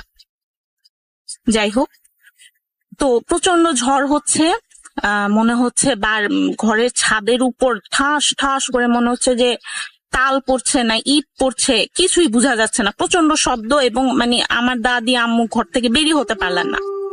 যাই হোক, ওনার ঘরে কিছু তোলা পানি ছিল, ওটা দিয়ে কোনো মতে উজু করে তাহাজ্জুদ সারলেন, ফজরের আজান দিল, ওনারা আজান পরে নামাজ পড়লেন। এরপরে মনে হলো কিছুটা শব্দ কমেছে, ঝড় কমেছে, উনারা ধীরে ধীরে ঘর থেকে বের হলেন। ঘর থেকে বের হওয়ার পরে এখন উনারা মানে খুঁজছেন যে চাচি কই, কোথাও পাচ্ছেন না। তো এদিক সেদিক ঘুরতে ঘুরতে তো আশেপাশে হঠাৎ একটা রব উঠলো যে পূব পাড়ার গড়ের থেকে প্রচন্ড শব্দ হচ্ছে, ধস্তাধস্তির শব্দ, চিৎকার গুনগানির শব্দ হচ্ছে, মানুষ এগিয়ে গেছে ওখানকার মানুষজন। হ্যাঁ, আর পূব পাড়া হচ্ছে আমাদের ওই দাদা বাড়ি থেকে একটু দূরে এবং এখন হচ্ছে এটাকে বঙ্গার বাড়ি বলা হয়। যে গড় যে জঙ্গলটার মধ্যে ছিল ওইটাকে আমরা এখন বঙ্গার বাড়ি বলি। তো ওই বঙ্গার বাড়ি ওখানে সব গেল, প্রতিবেশীরা গেল। মানে বঙ্গার বাড়ি হচ্ছে পূব পাড়ার মধ্যে, আর বঙ্গার বাড়ির মধ্যে আবার একটা গড় আছে, খুব ভয়ঙ্কর গড় আর কি। তো যাই হোক, সবাই আগালেন, এগিয়ে বঙ্গার বাড়িতে গেলেন, গিয়ে তো খুঁজছেন যে কোথা থেকে শব্দটা হচ্ছে। প্রচন্ড আর্তনা, মানে গুনগানি সাউন্ড হচ্ছে। আমার ছোট চাচা, আমার আম্মু, দাদি, প্রতিবেশী সবাই এগোলেন। তো উনারা যেটা নাকি দূর থেকে দেখলেন যে মনে হচ্ছে একটা মানুষকে কেউ মানে একবার ঘরের মধ্যে ডুবাচ্ছে, একবার বের করছে। হ্যাঁ, টেনে, চুল ধরে টেনে একবার ডুবাচ্ছে, একবার বের করছে দূর থেকে। ওনারা কিন্তু কাছে থেকে দেখেনি আর কি। হ্যাঁ, মনে হচ্ছে গায়েবী কিছু, ওনারা ওইটাকে মানে কিছু একটাকে ডুবাচ্ছে, উঠাচ্ছে। তো মহিলারা তো এগুলোই না, মানে ভয় পেয়ে গেল। যারা পুরুষ ছিল সন্ধ্যা মার্কা, তারা এগোলেন। আমার ছোট চাচাও ছিলেন, ছোট চাচাও আমাকে এই ঘটনাটা কিছুটা বলেছিলেন। উনার যা মনে আছে যে উনার সবাই এগোলেন। তারপরে মানে উনারা যখন এগোচ্ছেন তখন ওই জিনিসটাকে ঝুপ করে ঘরের মধ্যে ফেলে দেওয়া হলো। তো উনারা সবাই এগোলেন, এগিয়ে ঘর থেকে যাই হোক যে জিনিসটা সেটাকে উদ্ধার করলেন, উঠালেন। উঠানোর পর যখন ওটাকে মানে এত কাদা ছিল, মানে প্রথমে তো উনারা বুঝেনি নাই যে এটা কোনো মানুষ। হ্যাঁ, এত কাদা ছিল তহুরা চাচির সারা গায়ে, এত ভারী ছিলেন উনি। উনাকে অনেক কষ্ট করে উঠানো হয় এবং পানি দিয়ে ধোয়া হয়। ধোয়ার পরে বোঝা যায় যে ও আচ্ছা এমনি আমাদের তহুরা চাচি। তারপর তো উনি পুরোপুরি মরমরই ছিলেন। হ্যাঁ, পুরোপুরি প্রায় মরার অবস্থায় হয়েছিল। উনাকে উঠানো হয়, উনাকে হাত মালিশ, পা মালিশ, মানে যা যা করা যায় গরম করার জন্য, উষ্ণ করার জন্য চেষ্টা করা হলো। তারপর হুজুর এলো, কবিরাজ এলো, অনেক তদবির চললো। উনার আসলে দীর্ঘদিন তদবির চলেছে। এর মধ্যে বলে নিই একটা কথা, যে এই যে তহুরা চাচির সাথে এত ঘটনা ঘটলো, এ সময় কিন্তু উনি প্রেগনেন্ট ছিলেন, 3 মাসে প্রেগনেন্ট ছিলেন। এবং উনার কিন্তু এই যে বাচ্চাটা, এটা কিন্তু উনার নষ্ট হয়ে যাওয়ার কথা, কিন্তু বাচ্চাটা এখনো বেঁচে আছে। মানে সে তো এখন বড় হয়েছে, অনেক বড় হয়েছে, চাকরি বাকরি করে শুনেছি। তো সে কিন্তু মারা যায়নি, সে বেঁচে আছে। এবং তবে তহুরা চাচির আসলে একটা ক্ষতি হয়ে গেছে। উনি কিন্তু এখনো ওই ঘটনার পর 3 বছর পর্যন্ত উনি অসুস্থ ছিলেন। উনার বাচ্চাটাকে উনার ননদ দেখতো। আর উনার এই যে দীর্ঘ সময় উনি অসুস্থ ছিলেন, উনাকে কিন্তু মানুষ অনেক পিছনে আবডালে, আড়ালে আবডালে বিভিন্ন নামে ডাকতো। এর সমস্যা আছে, এর মাথায় প্রবলেম আছে, অনেক সমস্যা হয়েছে, অনেকে অনেক কিছু বলেছে। আর উনার এখন পর্যন্ত এখনো উনি বেঁচে আছেন। এখন উনার সাথে কথা বললে যেটা বুঝি, যে উনার আসলে ওই ঘটনাটা যখন উনি মনে করেন, উনি আসলে কোনো অন্য মানে জগতে হারিয়ে যান। উনি মনে হয় যে উনি খুব ভয়ের কোনো জগতে হারিয়ে যান। উনার মুখ, চোখ সম্পূর্ণ পরিবর্তন হয়ে যায়। আর আমার খুব ইচ্ছা ছিল উনি যেটা ঘটনা বলেছে ওটা রেকর্ড করে পাঠানোর, কিন্তু আমরা তো আসলে একটু মানে নোয়াখালীর, আমি নোয়াখালীতে থাকি নাই, আমাদের বাবা মা সব নোয়াখালীর, তো লক্ষ্মীপুর আর কি। তো উনার কথা আসলে বোঝা যায় না, একদমই গ্রাম্য ভাষা। তো রাসেল ভাইয়া, আমার খুবই ইচ্ছা যদি কখনো সম্ভব হয় স্টুডিওতে এসে গল্প বলার। আর যদি সেটা সম্ভব না হয়, গল্প পাঠাতে থাকবো। আপনি যদি শোতে প্লে করেন অনেক অনেক খুশি হব। আর এটাই বলতে চাই ভাইয়া, আপনি আসলে মানে আমাদের দেশে, বা আমি যত রেডিও শো শুনি, আপনি আসলে একটা মেন্টর। যদি ভূতের গল্প শোয়ের কথা বলতে যাই, যে আপনি একটা পথ খুলে দিয়েছেন। অসাধারণ, অসাধারণ আপনার প্রচেষ্টা। আপনি ভালো থাকুন ভাইয়া, আর সবসময় আমাদের সঙ্গে থাকবেন, এভাবেই বিভিন্ন শো চালিয়ে যাবেন। থ্যাংক ইউ ভাইয়া, আসসালামু আলাইকুম।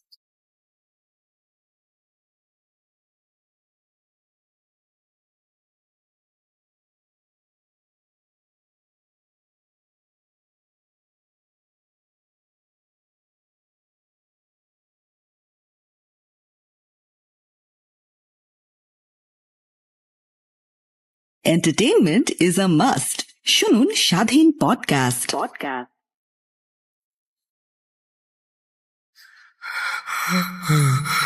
কেন কেন তুমি আসো? আমি শুধু তোমার সাথেই থাকতে চাই। তুমি চলে যাও, চলে যাও, প্লিজ চলে যাও। .com with Russell.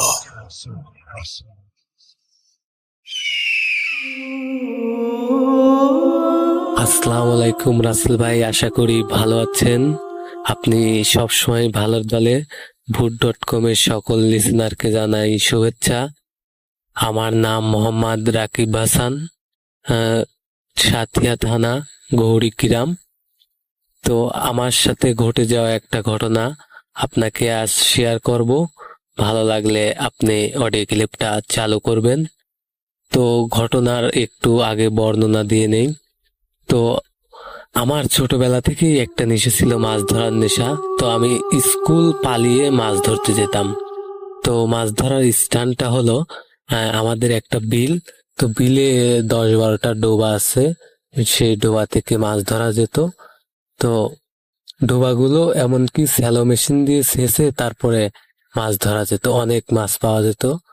তো আমি আমার ঘটনায় চলে যাচ্ছি।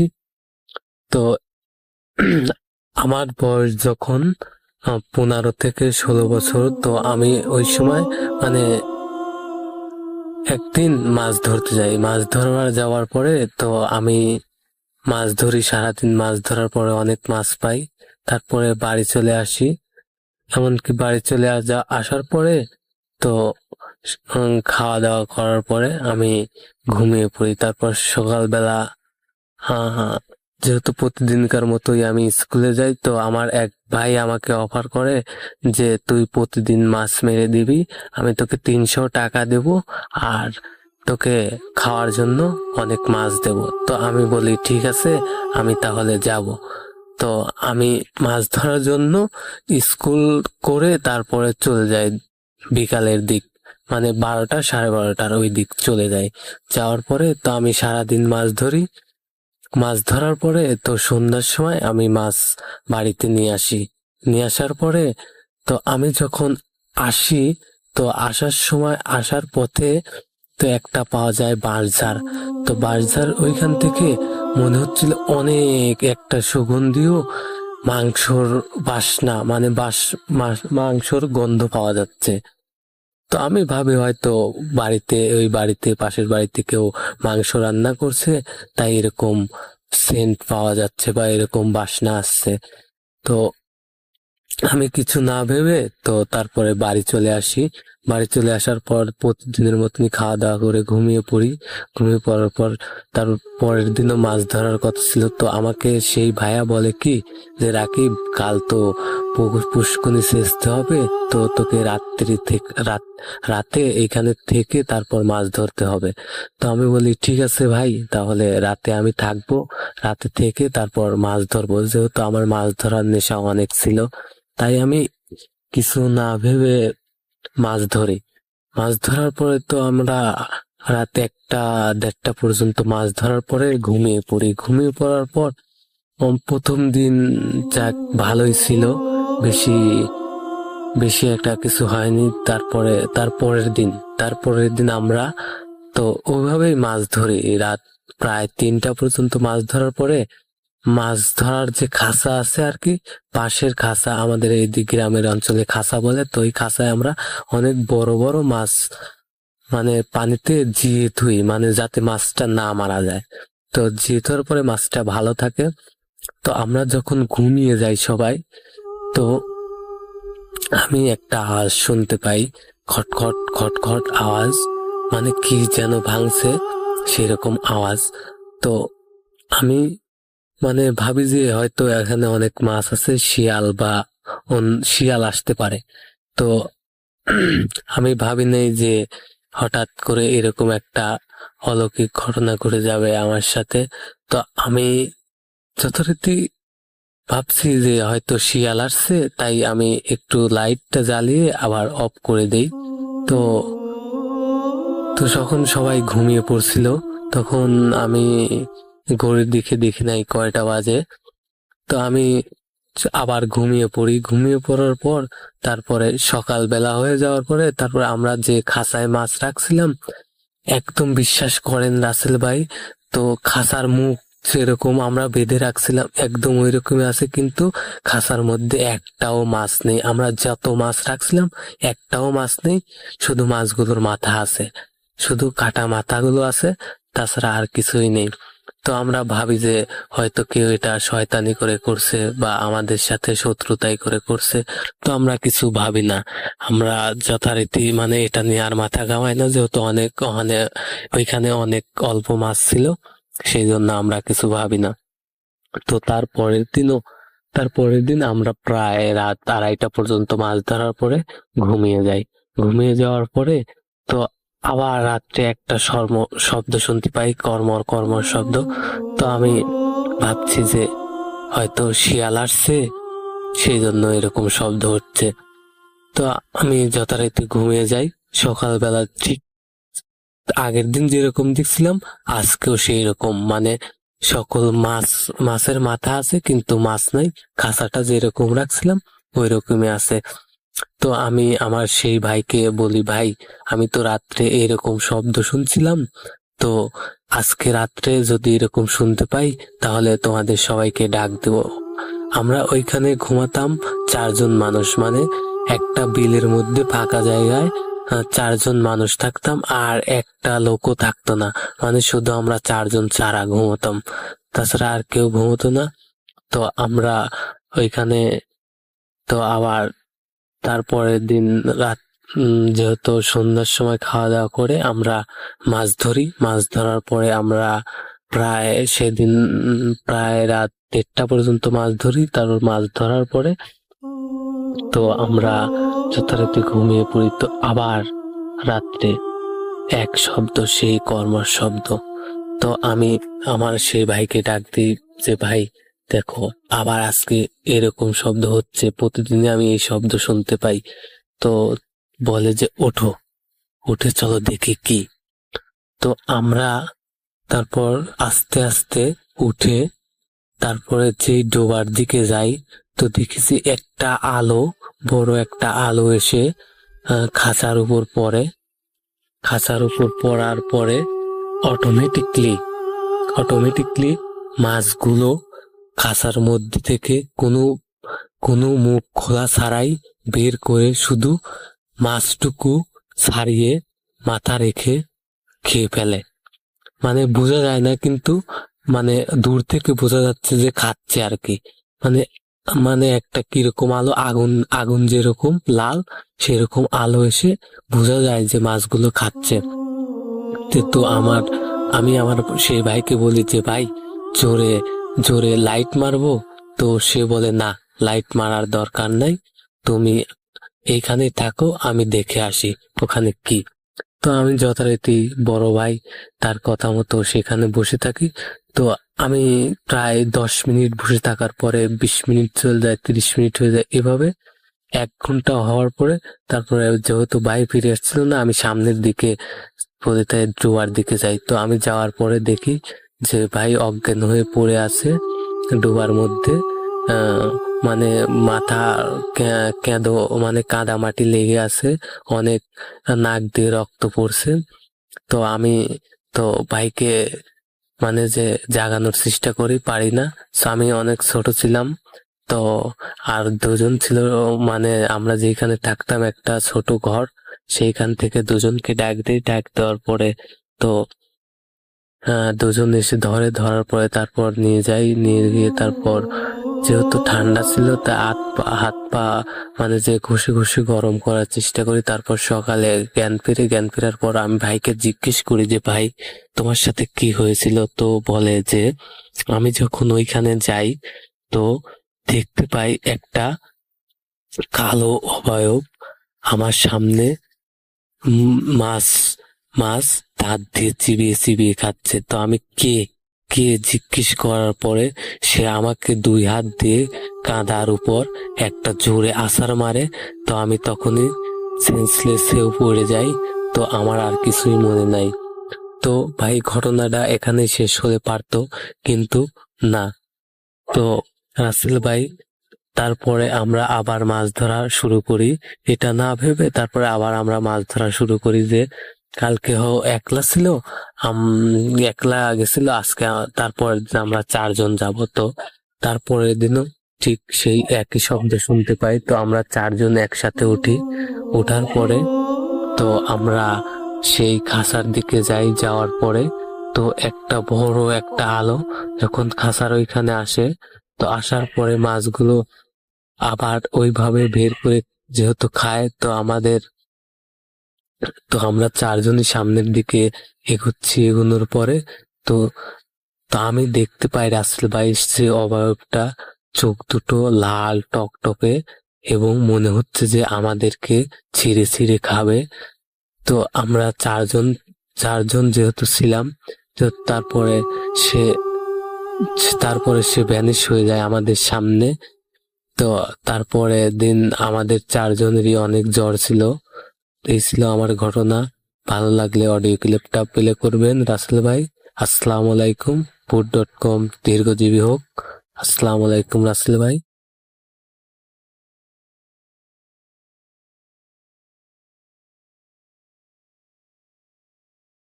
Entertainment is a must. শুনুন স্বাধীন পডকাস্ট।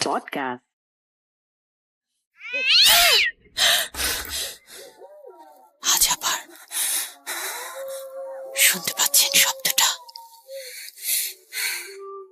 ভয়ের আরেক নাম ভূত.com with Russell.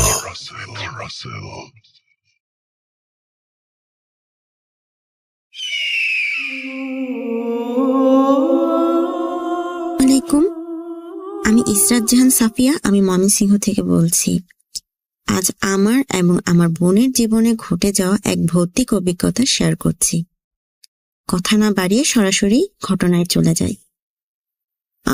ঘটনাটি ঘটে বছর 2 আগে। আমি অনলাইন থেকে এক জোড়া কানের দুল আর তার সাথে কাঠের তৈরি ছোট্ট আয়না খচিত বক্স কিনি। বক্সটি এত সুন্দর যে আমি আমার যত কানের দুল ছিল আর নতুন যে কানের দুলটি কিনেছি সব ওই বক্সে রেখে দিতাম।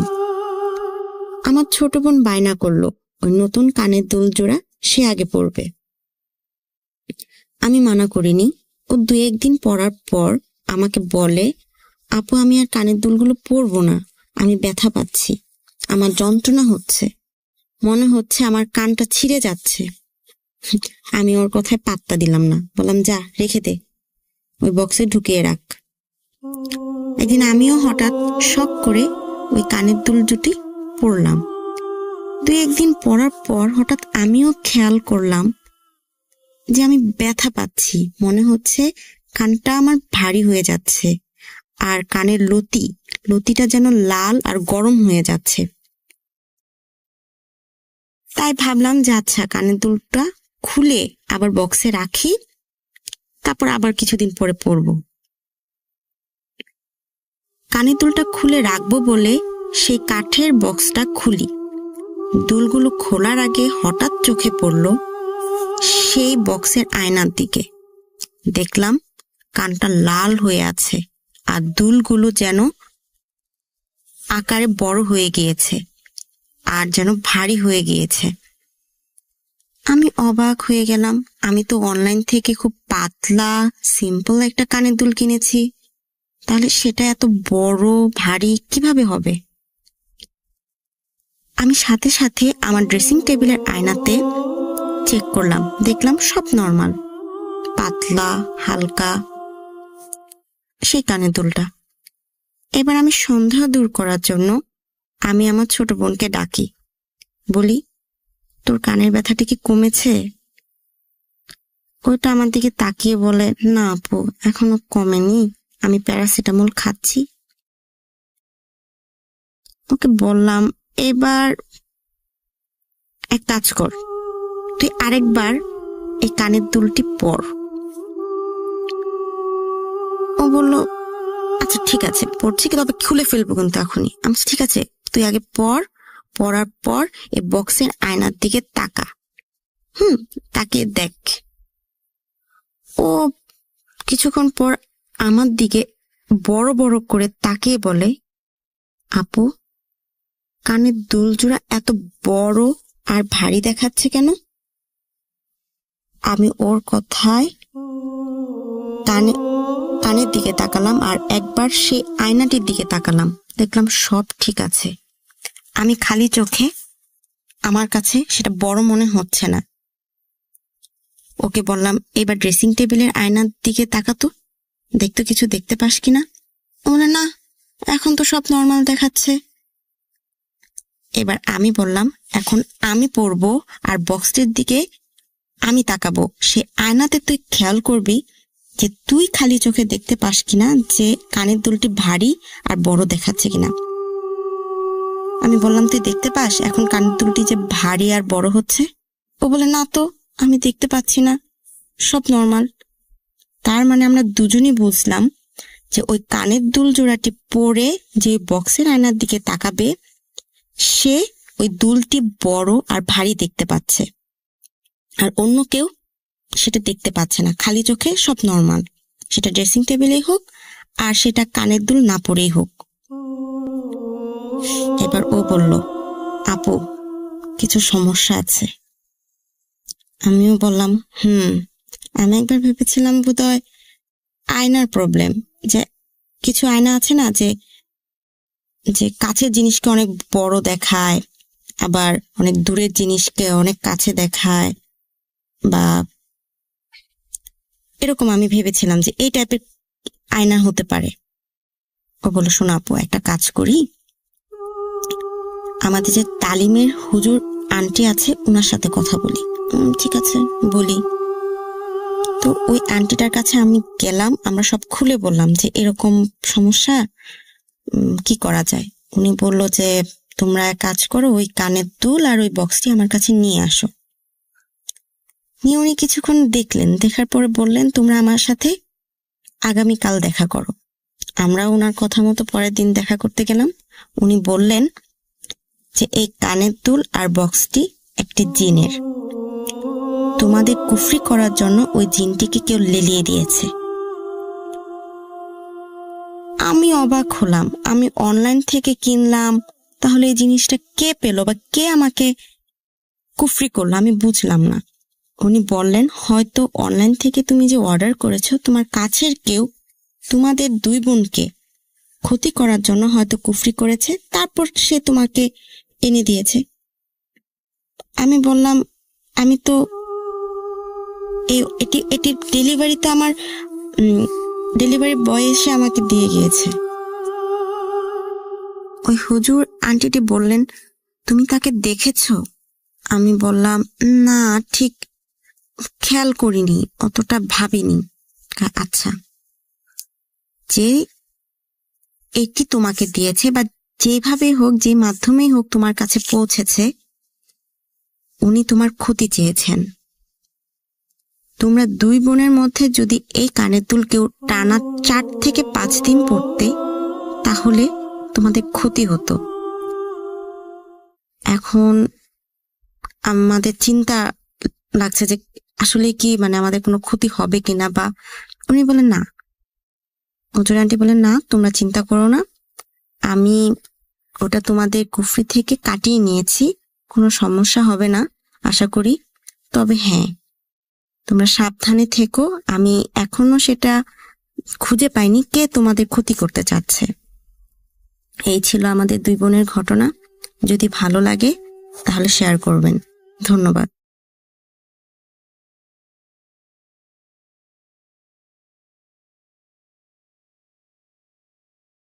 Entertainment is a must. শুনুন স্বাধীন পডকাস্ট।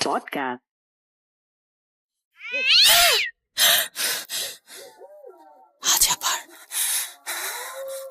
শুনতে পাচ্ছেন শব্দটা? ভয়ের আরেক নাম ভূত.com with Russell.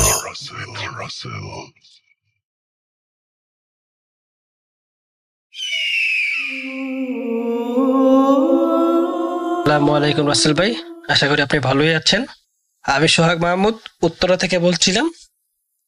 যে ঘটনাটা নিয়ে এসেছি সেটা একটি পুকুর নিয়ে। আমি ওই পুকুরের আশেপাশে ঘুরে জানতে পারি যে ওই পুকুরটি সবাই দিঘি নামে জানতো, মানে সবাই দিঘি নামে জানতো পুকুরটির নাম। তো পুকুরটি নাকি এক রাতের মধ্যেই হয়েছিল, সেটা আমি জানতে পারি যে জিনেরা করেছিল এই পুকুরটি। ওই জায়গায় কিছু মুরব্বী লোক বলেছিল যে জিনেরা এই পুকুরটি তৈরি করেছে। পুকুরটি এই পর্যন্ত কেউ বলতে পারেনি কতটুকু গভীর।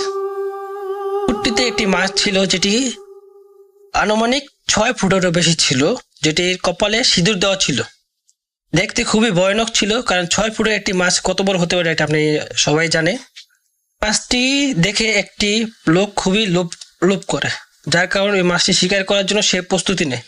সেই মাছটিকে দেখেও ফেলে, সে কুচ দিয়ে সেই মাছটিকে আঘাত করে, যার ফলে মাছটি সেখান থেকে উধাও হয়ে যায়। আর সেই মাছটিকে খুঁজে পায়নি। এদিন রাত থেকে তার খুবই জ্বর আসে, অনেক জ্বর। সে জ্বর আসার 7 দিনের মাথায় সেই লোকটি মারা যায়। এ থেকে ওই জায়গায় আশেপাশে যারা ছিল তারা খুবই সতর্ক হয়ে যায়, ওই মাছটি দেখলে কেউ আর আঘাত করতে যায় না। এরপর একদিন ছোট ছেলে মেয়ে, 6 থেকে 7 বছরের ছেলে মেয়ে ওই পুকুরে নামে গোসল করতে, কেউ দেখতে পায়নি তাই নেমে যায়। তাদের দুজনের পাও ধরে কি যেন একটা টান দিয়ে তাদেরকে নিয়ে যায়, তাদের খুঁজে পাওয়া যায় ওই পানি থেকে। খুঁজে পাবে কি করে, মানে পুকুরে কোনো কিনারাই ছিল না নামার মতো। তবুও বাচ্চারা কিভাবে নেমে গেছিল কেউ বলতে পারেনি। 3 দিন পরে ওই 2 বাচ্চার লাশ ভেসে ওঠে। পায়ের মধ্যে লতা পাতা পেঁচিয়ে ছিল, এটাই শুধু দেখেছিল, আর তারা কিছু পায়নি। এই ঘটনা থেকে একটু পিছিয়ে চলে যাচ্ছি, কারণ আমার কোনোটা খেয়াল ছিল না, এখন মনে পড়লো। আগে কারো বাড়িতে বিয়ে হলে, যে বিশেষ করে যারা গরিব ছিল তারা তো আর খরচ করতে পারতো না, কি তারা স্বপ্নে দেখতে পারতো যে ওই পুকুর থেকে হাড়ি পাতিল চাইতে বলা হচ্ছে। মানে ওই জিনেরা ওই যার বাড়ির অনুষ্ঠান তারা মুরব্বীদের দেখাতো যে আমার পুকুরে আসো, পুকুরে এসে তোমরা যা চাইবা তাই পাবা। তেমন করে মানুষ চেয়েছিল, নাকি যেটা জানতে পারে চেয়েছিল, সবাই পেয়েছিল। যেমন হাড়ি পাতিল, এগুলো অন্য সব জিনিসপত্র না, যেগুলো বিয়েতে রান্না বান্নার কাজে ব্যবহার করে ওইসব জিনিসপত্র। মধ্যে আর একটা শর্ত ছিল যে কাজ শেষ হয়ে যাওয়ার পরে ওই পুকুরে ভাসিয়ে দিতে হবে, যাতে পরবর্তী অন্য কোনো লোক আবার চাইলে পেতে পারে। ওই জিনিসগুলো নাকি খুবই দেখতে খুবই সুন্দর ছিল, পিতলের। মহিলা ওই পিতলের একটা বাটি থেকে খুব লোভ করে এবং পিতলের একটা বাটি রেখে দেয়। বাটিতেই রেখে দেওয়ার পরে বাকি যে সব জিনিস হাড়ি বাতিল ছিল ওগুলো ওই পুকুরে আর ডুবতে ছিল না, যার কারণে সবাই হায় উতাস করতে থাকে যে কি হলো, যে এগুলো কেন ডুবে যাচ্ছে না, হয়তো কোনো সমস্যা হয়েছে। প্রত্যেকতে নাকি জানা যায় যে ওই পুকুরের আশেপাশে যেগুলো বাড়ি ছিল সবাই নাকি স্বপ্নে দেখেছিল যে একটি জিনিস যেটি পায়নি, যে কারণে বাকি জিনিসগুলো ডুবে যাচ্ছে না। এখন সবাই খোঁজাখুঁজি শুরু করলো যে কি জিনিস বাকি রয়ে গেলো যার কারণে এগুলো ডুবছে না। এই মহিলা ওই ছোট একটা বাটি রেখে দিয়েছিল। ওই মহিলাকে স্বপ্নে বারে দেখানো হচ্ছিল যে আমার জিনিস আমাকে ফেরত দিয়ে দাও, না হলে তোমার পরিবারের ক্ষতি হবে। নাসির বান্দা উনি আর ওগুলো ফেরত দেনে। এরপর থেকে ওই মহিলার বাড়িতে একটা পর একটা অঘটন করতে থাকে। প্রথমত তার মেয়ে অসুস্থ হয়ে মারা যায়, তারপর তার স্বামী এক এক করে সবাই মারা যেতে থাকে। তারপর লাস্টে ওই মহিলাটাও মারা যায়, যেটা জানতে পারি ওই সামান্য একটা বাটির জন্য। তারপর ওই বাটিটা পুকুরে ফেরত দেওয়া হয়। এরপর থেকে যে ওই জিনিসপত্রগুলো ডুবে যায়, এরপরে আর কেউ চাইলে পায়নি, এরপরে কোনোদিন আর বেশিও ওঠেনি। 2016 সালে ঘটনা আমি চলে আসছি, যেটি আমার নানার সাথে ঘটেছিল। ওই পুকুরকে নিয়ে আমার নানা ওই পুকুরটি পানি সেচে দেখতে চেয়েছিল যে ওখানে কি আছে বা কি সমস্যা। তার জন্য সে 16টি পাম্প লাগিয়েছিল পুকুরটি সেচার জন্য, কিন্তু সে পারেনি। শেষ পর্যায়ে যখন আটু সমান পানি ছিল, মাঝখানে একটি কুয়া দেখা গেছিল, যেটা অনেকে নলকূপ বলে, যেটা কূপ বলে। এক এক দেশে এক এক রকমের ভাষা, আমরা যেটা বলি কুয়ো বলি। পুকুরে মাঝখানে একটা কুয়ো দেখা যায়। ওই সব পানি সেচে ফেলেছিল, কিন্তু কুয়োর পানিটা সেচতে পারেনি। যেটা জানতে পাওয়া যায় যে 16 মিনিটে ওই পুকুরটি আবার নতুন করে পুনরায় ভরে যায়। এবং ওই 16টি পাম্পই সাথে সাথে নষ্ট হয়ে যায়। তারপর আর কেউ সাহস করেনি ওই পুকুরটি সেচের জন্য। এই ছিল আমার ঘটনা রাসেল ভাই, আশা করি ঘটনাটা ভালো লাগবে। আর শেয়ার করার জন্য খুবই অনুরোধ করলাম। আমার এটা প্রথম ঘটনা, শেয়ার করলে আমি আরো ঘটনা আছে পাঠাবো।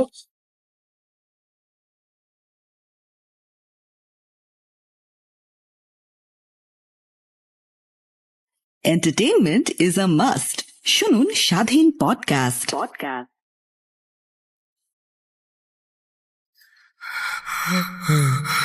কেন কেন তুমি আসো? আমি শুধু তোমার সাথেই থাকতে চাই।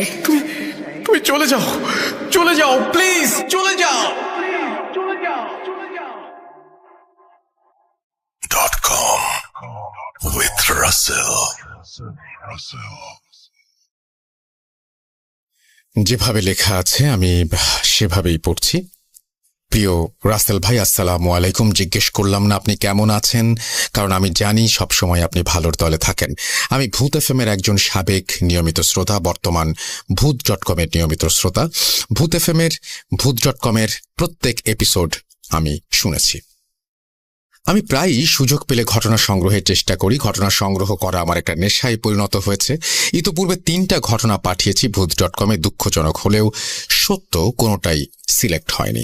হয়তো গুছিয়ে লিখতে পারিনি, অথবা ভয়ের তেমন কিছু ছিল না। হয়তো ভূত.com কর্তৃপক্ষ বিশ্বাস করেনি। কি কারণে সিলেক্টেড হয়নি সেটা জবাব আমি চাচ্ছি না। সিলেক্টেড করা না করা রাসেল ভাইয়ের ব্যাপার। আমার কাজ ঘটনা সংগ্রহ এবং তা ভূত.com-এ পাঠানো। চলতি বছরে ফেব্রুয়ারিতে পেশাগত দায়িত্ব পালনের উদ্দেশ্যে নীলফামারী ভ্রমণ করি। সেখানে রুদ্র নামে এক ভাইয়ের সাথে পরিচয় হয়। মূলত তার কাছ থেকে এই ঘটনাটা কালেক্ট করি। এই ঘটনাটা যদি সিলেক্টেড হয় তাহলে আপনি নিজেই পড়ে শোনাবেন, আর যদি সিলেক্টেড না হয় তবে মনে কোনো কষ্ট থাকবে না। আর কথা না বাড়িয়ে ঘটনায় গেলাম। ঘটনাটা 2003 সালের মাঝামাঝি নীলফামারী জেলার চরের হাট নামক একটি জায়গায় ঘটে। যার সাথে ঘটনাটা ঘটে তার নাম ছিল রুদ্র। রুদ্র ভাই আমাকে যেভাবে ঘটনা বলেছেন ঠিক সেভাবে আমি গুছিয়ে লেখার চেষ্টা করছি। ভুল হলে ক্ষমা করবেন।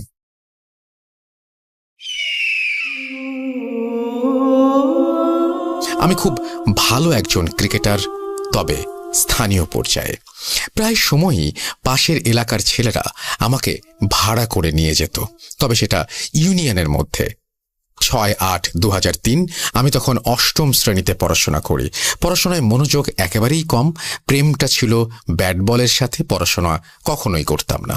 শুধুমাত্র নামেই ছিলাম ছাত্র, বাস্তবে নয়। সারাক্ষণ ক্রিকেট খেলা নিয়ে ব্যস্ত থাকতাম। এর জন্য মা, বাবা, বড় ভাই কিছু না বললেও মেজ ভাই আমাকে অনেক শাসন করত। আমি যখন একা থাকতাম তখন সে আমাকে অনেক বেশি পেটাতো। অনেক সময় অজ্ঞান হওয়ারও নজির আছে।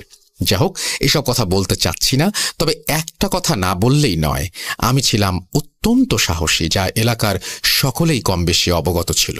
আসলে ভয় শব্দটা আমার ব্যক্তিগত ডিকশনারিতে ছিল না। একদিন রাতে আমার ঘরে হঠাৎ ঠক ঠক শব্দ। তখন 10টা। যেহেতু আমার বাসা প্রত্যন্ত এক গ্রামে, তাই বিদ্যুৎ তখন আমাদের গ্রাম পর্যন্ত পৌঁছয়নি। হ্যারিকেন ছিল আমাদের আলো পাওয়ার প্রধান উপায়। আমি হ্যারিকেনের পাওয়ার বাড়িয়ে দিলাম এবং দরজার কাছে গিয়ে দরজা খুললাম। দেখি 15 বছরের এক কিশোর আমাকে জিজ্ঞেস করছে, তুমি কি রুদ্র? আমি বললাম, জি আমি রুদ্র। সে কিশোর ছেলেটা আমাকে বলল, তুমি কি কালকে চরের হাটে ক্রিকেট খেলতে যেতে পারবে? তো আমি বললাম, অবশ্যই, ক্রিকেট যেখানে আমি সেখানে, যে কোনো উপায়ে যাব। সেই কিশোর আমাকে বলল, তাহলে কাল এসো। আগামীকাল চরের হাট মাঠে একটা নাইট ম্যাচের আয়োজন করা হয়েছে, তোমাকে আমাদের টিমে খেলতে হবে। বলে রাখা ভালো, চরের হাট অনেক বড় একটা স্কুলের মাঠ এবং সেখানে বিদ্যুৎ আছে, বেশ উন্নত একটি এলাকা। সেই চরের হাটে আছে অনেক বড় কবরস্থান এবং অনেক বড় শ্মশানও বলতে গেলে। অত্র এলাকায় রাজধানী চরের হাট, কিন্তু সেখানে কোনো বাজার বসত না, তাই চরের হাটে রাস্তা সবসময় জনশূন্য থাকত। আমি জিজ্ঞাসা করলাম, তোমাকে চিনলাম না। জবাবে সেই কিশোর বলল, সর্দার পাড়ায় আমার বাড়ি। কোনো এক মাধ্যমে জানতে পারলাম তুমি অনেক ভালো ক্রিকেট খেলতে পারো, সেজন্য তোমার কাছে আসলাম। তুমি খেলতে আসলে তোমাকে 50 টাকা দেব, হারলেও দেব, জিততে তো দিবই। আমি তার কাছে খেলার সময় জিজ্ঞেস করলাম। জবাবে সেই কিশোর ছেলেটা আমাকে বলল, রাত 8টায়। আমি বললাম, রাতে কিভাবে খেলবো? এর আগে কোনোদিন রাতে তো ক্রিকেট খেলিনি। রাতে খেলা হয় টিভিতে, কিন্তু গ্রামে কিভাবে সম্ভব? সে কোনো জবাব দিল না, শুধু বলল, যথাসময়ে আসার চেষ্টা করো। যাই হোক, পরের দিন সন্ধ্যায় আমি একটা সাইকেলে করে চরের হাটের দিকে যাত্রা করি। প্রায় 3 কিলোমিটার রাস্তা আমি আমার মতো গুনগুন করে গান গাইতে গাইতে সাইকেল চালাচ্ছিলাম। হালকা কুয়াশা ছিল, মনে মনে চিন্তা করছি এই কুয়াশার রাতে কিভাবে খেলা হবে। এসব ভাবতে ভাবতে 2 কিলোমিটার রাস্তা অতিক্রম করার পর একটা পুরনো বাঁশের ব্রিজের ওপরে উঠলাম। ব্রিজের আশেপাশে তেমন কোনো বাড়িঘর নেই এবং চারিদিকে বালিতে ভরা। যেহেতু শীতের সময় তাই পানি নেই, বর্ষাকালে অনেক বেশি পানি থাকে। ব্রিজের ওপরে দেখি আনুমানিক 50 বছরের একজন বয়স্ক মানুষ ব্রিজের মাঝখানে দাঁড়ানো। আমি সাইকেলের বেল দিলাম, কিন্তু উনি সাইড দিলেন না। বাধ্য হয়ে আমি সাইকেল দাঁড় করালাম। কিছু বলার আগে লোকটা জিজ্ঞেস করছে, চরের হাটে যাচ্ছ নিশ্চয়ই? আমি বললাম, জি আঙ্কেল। উনি বললেন, ওদিকে যেও না তুমি, চরের হাটের পাশে একটা কবর আছে, ওখানে লাশ দাফন হবে, তুমি যেও না, ওখানে কোনো খেলা হবে না। আমি ওনার কথার কোনো গুরুত্ব দিলাম না। সেই সময়ে ওনার কথার গুরুত্ব দিলে হয়তো আমার জীবনে এমন করুণ অবস্থা হতো না। তো আমি সাইকেল চালানো শুরু করলাম। কিছু দূর যাওয়ার পর আওয়াজ আসছে, এই ছেলে, তোমাকে না আমি নিষেধ করছি, কেন তুমি আমার কথা শুনতে চাচ্ছ না? আমি বলছি যেও না। আমি সাইকেল দাঁড় করালাম ওনাকে দেখার জন্য, কিন্তু ওনাকে সেখানে দেখা যাচ্ছে না, শুধু আওয়াজ আসছে, ওখানে যেও না, ওখানে যেও না। একটু ভয় পেলাম। রাস্তা জনশূন্য, শীতের রাত, মাঝারি কুয়াশা। আমি আর আগু পিছু কিছু না ভেবে সাইকেল চালিয়ে চরের হাট পৌঁছালাম। চরের হাটে গিয়ে দেখি কোনো কিছুই নেই, নেই কোনো আয়োজন, কি শুনশান নীরবতা, মাঝে মাঝে শেয়ালের ডাক। আমি বিস্মিত হলাম, তাহলে ওই লোকটার কথাটাই ঠিক ছিল। এসব ভাবতে ভাবতে সাইকেলে উঠে রওনা দেব, এমন সময় রুদ্র বলে ডাক দিল সেই কিশোর, তুমি কোথায় যাচ্ছ? আমি বললাম, কোনো খেলোয়াড় নেই, লাইট নেই, এখানে কোথায় খেলা হবে? সেই কিশোর ছেলেটা বলল, আমার সাথে এসো। এরপর আমি বললাম, তুমি আমার সাথে দুষ্টুমি করছো কেন? আমি খেলতে যেতে পারবো না। তখন ছেলেটা বড় বড় চোখ করে আমার দিকে তাকিয়ে আছে দেখলাম, আর বলছে, তোমাকে যেতেই হবে। সেই কিশোর ছেলেটা আমাকে বাধ্য করলো তার সাথে যেতে। পথিমধ্যে তাকে আমি জিজ্ঞেস করলাম আমাকে কোথায় নিয়ে যাওয়া হচ্ছে। সে কিছুই বলল না, বলল, চলো। যাওয়ার সময় রাস্তায় অনেক প্রশ্ন করলাম, কিন্তু আমার ছুড়ে দেয়া প্রশ্নের যথাযথ জবাব না দিয়ে শুধু বলছে, আমার সাথে চলো। আমি একটু চালাক, বললাম, সাইকেলটা ওখানে আছে, আমি গিয়ে একটু নিয়ে আসছি। সে আমাকে বলল, ওইখানেই থাক। আমি কোনো ক্রমেই তার কথা শুনলাম না, একটা ধমক দিলাম। কিশোর ছেলেটা বলল, ঠিক আছে, সাইকেল নিয়ে আসো। আমি তাড়াতাড়ি সাইকেলের কাছে গেলাম, ভাবলাম তাড়াতাড়ি কেটে পড়ি, সাইকেলে উঠে রওনা দেবো। এমন সময় দেখি কিশোর ছেলেটা আমার সামনে হাজির। সে জিজ্ঞাসা করছে, কোথায় যাচ্ছ? আমি বললাম, তোমার কাছে যাচ্ছি। সে বলল, মিথ্যাচার করো না, এর ফলাফল ভয়াবহ হবে, চলো আমার সাথে। ততক্ষণে বুঝতে বাকি রইল না প্যারানর্মাল কিছু ঘটতে যাচ্ছে আমার জীবনে। তবুও বুকে সাহস নিয়ে রওনা দিলাম। সেই ছেলেটাকে অনেক কথা জিজ্ঞেস করলাম, কিন্তু না, কোনো জবাব নেই, শুধু বলছে, চলো আমার সাথে চলো। কিছু দূর যাওয়ার পর হঠাৎ চোখের পলকেই সামনে একটা অভিজাত বাড়ি, এক অন্য জগৎ। আমি অবাক হলাম, এই চরের হাটের মতো অজপাড়া গায়ে এমন বাড়ি কল্পনা করা যায় না। অনেকটা স্বপ্ন মনে হলো। গায়ে চিমটি মেরে দেখলাম ব্যথা পাচ্ছি। ভাবলাম, সত্যিই তাহলে আমি এই বাড়ির সামনে, এমন সুন্দর বাড়ির সামনে দাঁড়িয়ে আছি। এত সুন্দর বাড়ি তো আমি ঢাকা শহরেও দেখিনি। যাই হোক, বাড়ির ভিতরে গিয়ে তো রীতিমতো হতভম্ব। এত সুন্দর সাজসজ্জা করা রুম আমি কোনো দিনও দেখিনি। আর এভাবে কোনো রুমে সাজসজ্জা হতে পারে এটাও আমার কল্পনার বাইরে ছিল। ছোট্ট কিশোর ছেলেটা আমাকে তার বাবার রুমে নিয়ে গেলেন এবং বাবাকে বললেন, তুমি যে একটা সাহসী ছেলেকে আনতে বলেছিলে, এই ছেলেটা অনেক সাহসী, দেখো কত সাহসী। এতক্ষণে তার চোখে মুখে কোনো ভয়ের ছাপ নেই। সে তার বাবাকে এ কথা বলে চলে গেল। সেই বয়স্ক লোকটা আমাকে বলল, শোনো, ভয়ের কিছু নেই, তোমরা মানুষ, আমরা জিন জাতি। এ কথা শুনে আমার পায়ের নিচে কোনো মাটি নেই, ভয়ে হাত পা থরথর করে কাঁপছে। আমি তোমাদের কোনো ক্ষতি করব না, তোমাকে দিয়ে একটা কাজ করাবো। অনেকদিন থেকেই একটা সাহসী ছেলে খুঁজছি। তিনি আমাকে বললেন, কিছুদিন আগে বাঁশখালী গ্রামে একটা লোক মারা গেছে, তার দাফন চরের হাট কবরস্থানে হয়েছে। আজ রাতের 7 দিন শেষ হবে, সুতরাং আজ রাতেই তোমাকে সেই কবর থেকে সেই লাশটা তুলে আনতে হবে। এই কথা শুনেই আমি অজ্ঞান। জ্ঞান ফিরে দেখি সেই বয়স্ক লোকটা আমার সামনেই মেঝেতে। আমি কেঁদে কেঁদে বললাম, আঙ্কেল, আমাকে বাড়ি যেতে দেন, আমার মা অনেক চিন্তা করবে। উনি কোনো কথার পাত্তাই দিলেন না, উল্টো খেপে গিয়ে বললেন, লাশ তোমাকে তুলতেই হবে, চলো তাড়াতাড়ি চলো, কোনো উপায় নেই। আমাকে বললেন, দেখো ওখানে একটা জায়নামাজ আছে, ওটার উপরে দাঁড়াও। আমি বাধ্য হয়ে সেই জায়নামাজের ওপরে দাঁড়ালাম। কিছু বুঝে ওঠার আগেই আমি সেই চরের হাটের কবরস্থানে উপস্থিত। চিন্তা করলাম পালিয়ে যাই, কিন্তু সাইকেল তো সেই বাড়িতে, যাব কিভাবে? সাইকেলের চিন্তা বাদ দিয়ে দিলাম দৌড়, পালিয়ে যাই, দৌড় দিলাম। এমন সময় একটা আওয়াজ, কই যাচ্ছিস? লাশ না তুলে দিয়ে গেলে তোকেই লাশ হতে হবে। আমি কোনো কিছু তোয়াক্কা না করে দৌড়াতে দৌড়াতে কোথায় যেন হোঁচট খেলাম এবং পড়ে গেলাম। চারিদিকে তাকিয়ে দেখি মাটি। আমি চিৎকার করলাম, কিন্তু আমার মুখ দিয়ে কোনো আওয়াজ বের হচ্ছে না। আমি ভালো করে চারিদিকে তাকিয়ে দেখি একটা কবরে শুয়ে আছি। কোথা থেকে যেন আওয়াজ আসলো, যদি তুমি কবর খনন করে লাশটা তুলে আনতে পারো তাহলে তোমাকে সম্মানের সাথে বাড়িতে যাওয়ার সুযোগ করে দেব, অন্যথায় তোমাকে কবরের মাটিতে ফেলে। আমি বললাম, আপনার কথায় রাজি। তাড়াতাড়ি আমাকে তোলেন। আওয়াজ আসলো, চেষ্টা করো, উঠে আসতে পারবে। যেই কথা সেই কাজ। আমি কবর থেকে উঠে আসলাম। চেয়ে দেখি একটা সাদা কাপড়ে মোড়ানো লাশ। আমি তাহলে এতক্ষণ এই লাশটির উপরে শুয়েছিলাম। এই দৃশ্য দেখে আমি আবারও জ্ঞান হারিয়ে ফেলি। জ্ঞান ফিরলে দেখি আমি সেই জায়গাতে রয়েছি। পুনরায় আওয়াজ আসছে, তোমাকে লাশটা তুলতে হবে। যদি না তুলতে চাও তাহলে সেই লাশের সাথে তোমাকে জীবন্ত কবর দেয়া হবে। আমি বললাম, আমাকে কি করতে হবে বলে দেন। দেখি হঠাৎ 5টা সাদা পাঞ্জাবি পরিহিত লম্বা মানুষ আমার কাছে এসে দাঁড়ালো। ওনারা বলল, আমরা যেভাবে বলবো সেভাবে কাজ করো। আমার হাতে একটা কোদাল দিয়ে বলল, এই জায়গাটা খনন করো। আমি তাদের কথা মতো খনন করছি। যদিও বা এই দুনিয়াতে আমি নেই, আমি ভাবছিলাম, তারপরও বাধ্য হয়ে খনন করছি। কবর খনন শেষ করে সেই লোকগুলি আমাকে বললেন, কবরে নেমে পড়ো। এরপর কোমরের দিকে ধরে লাশটি কাঁধে নাও। আমি বললাম, একা পারবো না। জবাবে তারা বলল, না পারলে সেই লাশের ওপর শুয়ে পড়ো। আমি বললাম, আপনারা 5টা মানুষ দাঁড়িয়ে দেখছেন। জবাবে ওনারা বলল, এই ছেলে, আমরা মানুষ হলে তোমাকে প্রয়োজন পড়তো না। যা বলছি তাড়াতাড়ি করো। কি আর করার। তাদের কথা মতো লাশের কোমর ধরে কাঁধে তুলে সেই মুহূর্তে লাশ থেকে অনেক সুন্দর ঘ্রাণ বের হচ্ছে এবং আমার কাছে মনে হচ্ছে সদ্য দাফন করা হয়তো কোনো লাশ, অথচ লাশটি 7 দিন আগে দাফন করা হয়েছে। যাই হোক, লাশটি কাঁধে নিয়ে উপরে উঠতেই দেখি লাশের কফিন নিয়ে কয়েকজন দাঁড়িয়ে আছেন এবং তারা বললেন, এই কফিনের উপর লাশটি রেখে দাও। আমি তাদের কথা মতো কাজ করলাম। এরপর দেখি অনেক সাদা পাঞ্জাবি এবং টুপি পরিহিত অনেকগুলো মানুষ সারিবদ্ধ হয়ে দাঁড়িয়ে আছে, নামাজের কাতারের মতো করে। 4 জন মানুষ লাশের কফিন কাঁধে নিয়ে অন্য এক জায়গায় নিয়ে জানাজা পড়ানোর জন্য রেখে দিল। জানাজা শুরুর সময়ে অনেকেই বক্তব্য দিলেন, কিন্তু সেটা আরবি ভাষায়, এজন্য আমি কিছু বুঝতে পারলাম না। বক্তব্য শেষে জানাজা ইমামতি করলো সেই ছেলের বাবা। এই মুহূর্তে আমার কোনো ভয় ছিল না, কারণ চারিদিকে অনেক মানুষ, যদিও বা তারা সকলেই জিন। তবু আল্লাহ হয়তো ওনার গায়েবী মদত দিয়ে আমার ভয় কাটিয়ে দিয়েছেন। জানাজা শেষ হলে পুনরায় আমাকে লাশটা কবরে রাখতে বললেন। আমি কষ্ট করে লাশটা কবরে রেখে দিলাম। কোনো সাহায্য করলো না কেউ।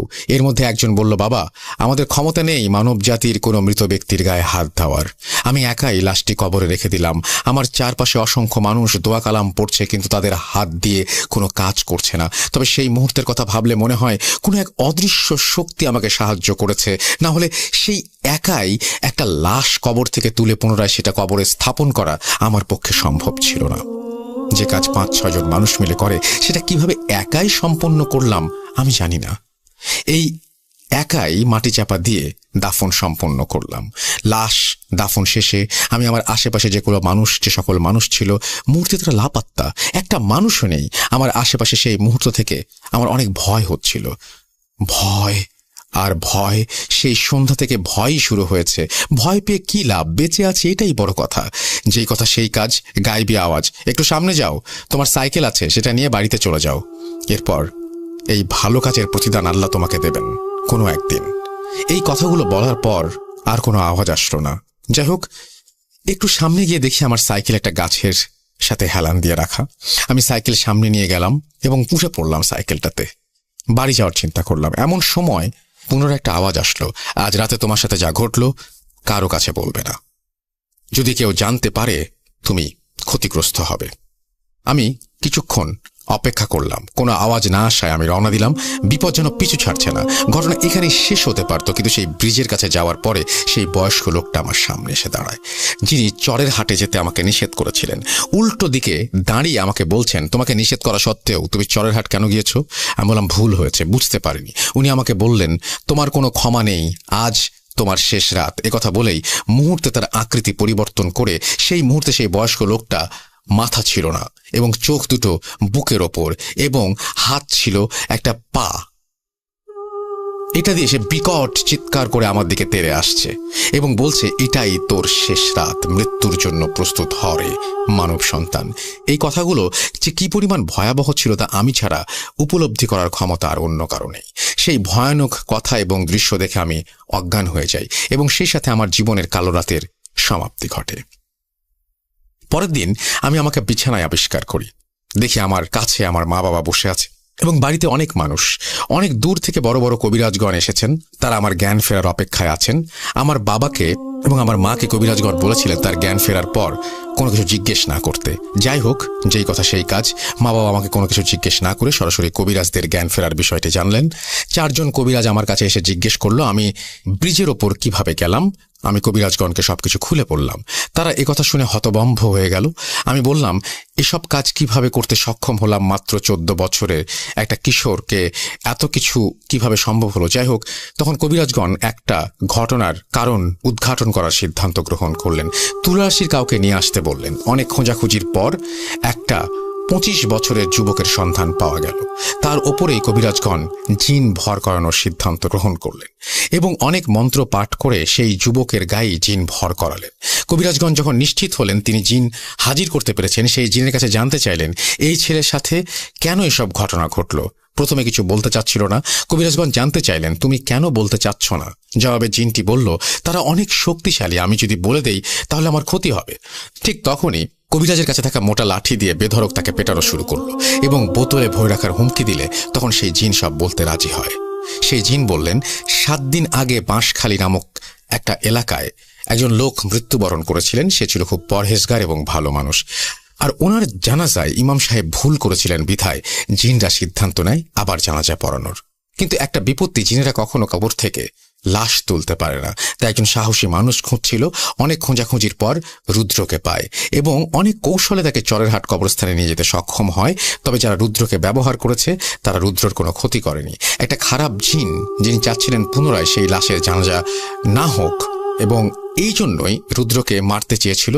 সেই জিনগুলো এসে তাকে রক্ষা করে এবং সকাল পর্যন্ত তারা পাহারা দেয় এবং রুদ্র আজ বেঁচে আছে, অন্যথায় সেদিনই তাকে মরে যেতে হতো। ওদের কারণেই বেঁচে আছে। যাই হোক, এরপর কবিরাজগণ সেই যুবকের শরীর থেকে জিন নামিয়ে নেয়। পরবর্তী সময়ে আমাকে কিছু তাবিজ দেয় এবং আস্তে আস্তে আমি স্বাভাবিক হই। সম্মানিত লিসেনার্স, ঘটনাটা আমার সাথে ঘটেনি, রুদ্র নামক এক ব্যক্তির সাথে ঘটে যাওয়া ঘটনা। তিনি আমাকে যেভাবে বলেছেন আমি সেইভাবে টাইপ করেছি এবং আমার মন গড়া কোনো ঘটনা বা কথা এখানে নেই, আমি সংযোজন করিনি। আপনারা সকলেই রুদ্র ভাইয়ের জন্য দোয়া করবেন, আল্লাহ তাকে যেন এই ত্যাগের পুরস্কার দান করেন। মোহাম্মদ হাসান, স্থান প্রকাশে অনিচ্ছুক। এই ছিল ঘটনা। আশা করছি আপনাদের ভালো লেগেছে। এরকম ঘটনা আমি জানি আপনাদের কাছে আরও আছে। যদি থাকে তাহলে আমাদের পাঠিয়ে দিন। আমাদের ইমেল অ্যাড্রেস হচ্ছে russell.booth.com@gmail.com। আর এইরকম ঘটনা আসলে আমরা বেশি বেশি করে চাই। দেখুন, এইরকম ঘটনা আমার কাছেও খুব নতুন। এই টাইপের ঘটনা কিন্তু আমরা সচরাচর পাই না। এই টাইপের ঘটনা পাই না এই কারণেই যে এরকম ধরনের ঘটনা কোথায় পাবো যেখানে জিনরা একজন মানুষকে দিয়ে কবর থেকে লাশ তুলতে বলে। এটা তো ব্ল্যাক ম্যাজিশিয়ানদের ক্ষেত্রে শুনেছি, কিন্তু এইটা একটু অভিনব একটা ব্যাপার। সো আমার কাছে খুব ভালো লেগেছে। আশা করছি আপনাদের কাছেও ভালো লেগেছে। যদি ভালো লাগে অবশ্যই জানাবেন, যদি খারাপ লাগে সেটাও জানাবেন। এবং এই ঘটনাটি যিনি পাঠিয়েছেন আমি তাকে ধন্যবাদ জানাচ্ছি এবং আশা করছি যে তিনি আরও ঘটনা পাঠাবেন ভবিষ্যতে। And thank you very much আপনাদের সবাইকে ধৈর্য নিয়ে এই বড় ঘটনাটি, এই লম্বা ঘটনাটি শোনার জন্য। আশা করছি কিছুটা হলেও আপনাদের মনে আনন্দ দিতে পেরেছি। কোনো কথা আর হবে না, আমরা চলে যাব আমাদের পরবর্তী ঘটনায়, অর্থাৎ আমাদের নেক্সট স্টোরিতে।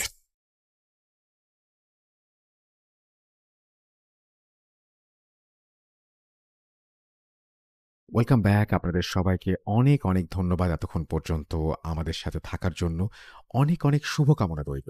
সব সময় এই ইউটিউব চ্যানেলটি সম্পর্কে আপডেট পেতে আমাদের ইউটিউব চ্যানেলটিকে সাবস্ক্রাইব করুন। আশা করছি আমরা একসাথে অনেকটা পথ হাঁটব। আজকের মতো এখানে বিদায় নিচ্ছি। সবাই ভালো থাকুন, সুস্থ থাকুন, মোস্ট ইম্পর্টেন্টলি ভূত.com এর সাথে থাকুন। আল্লাহ হাফেজ।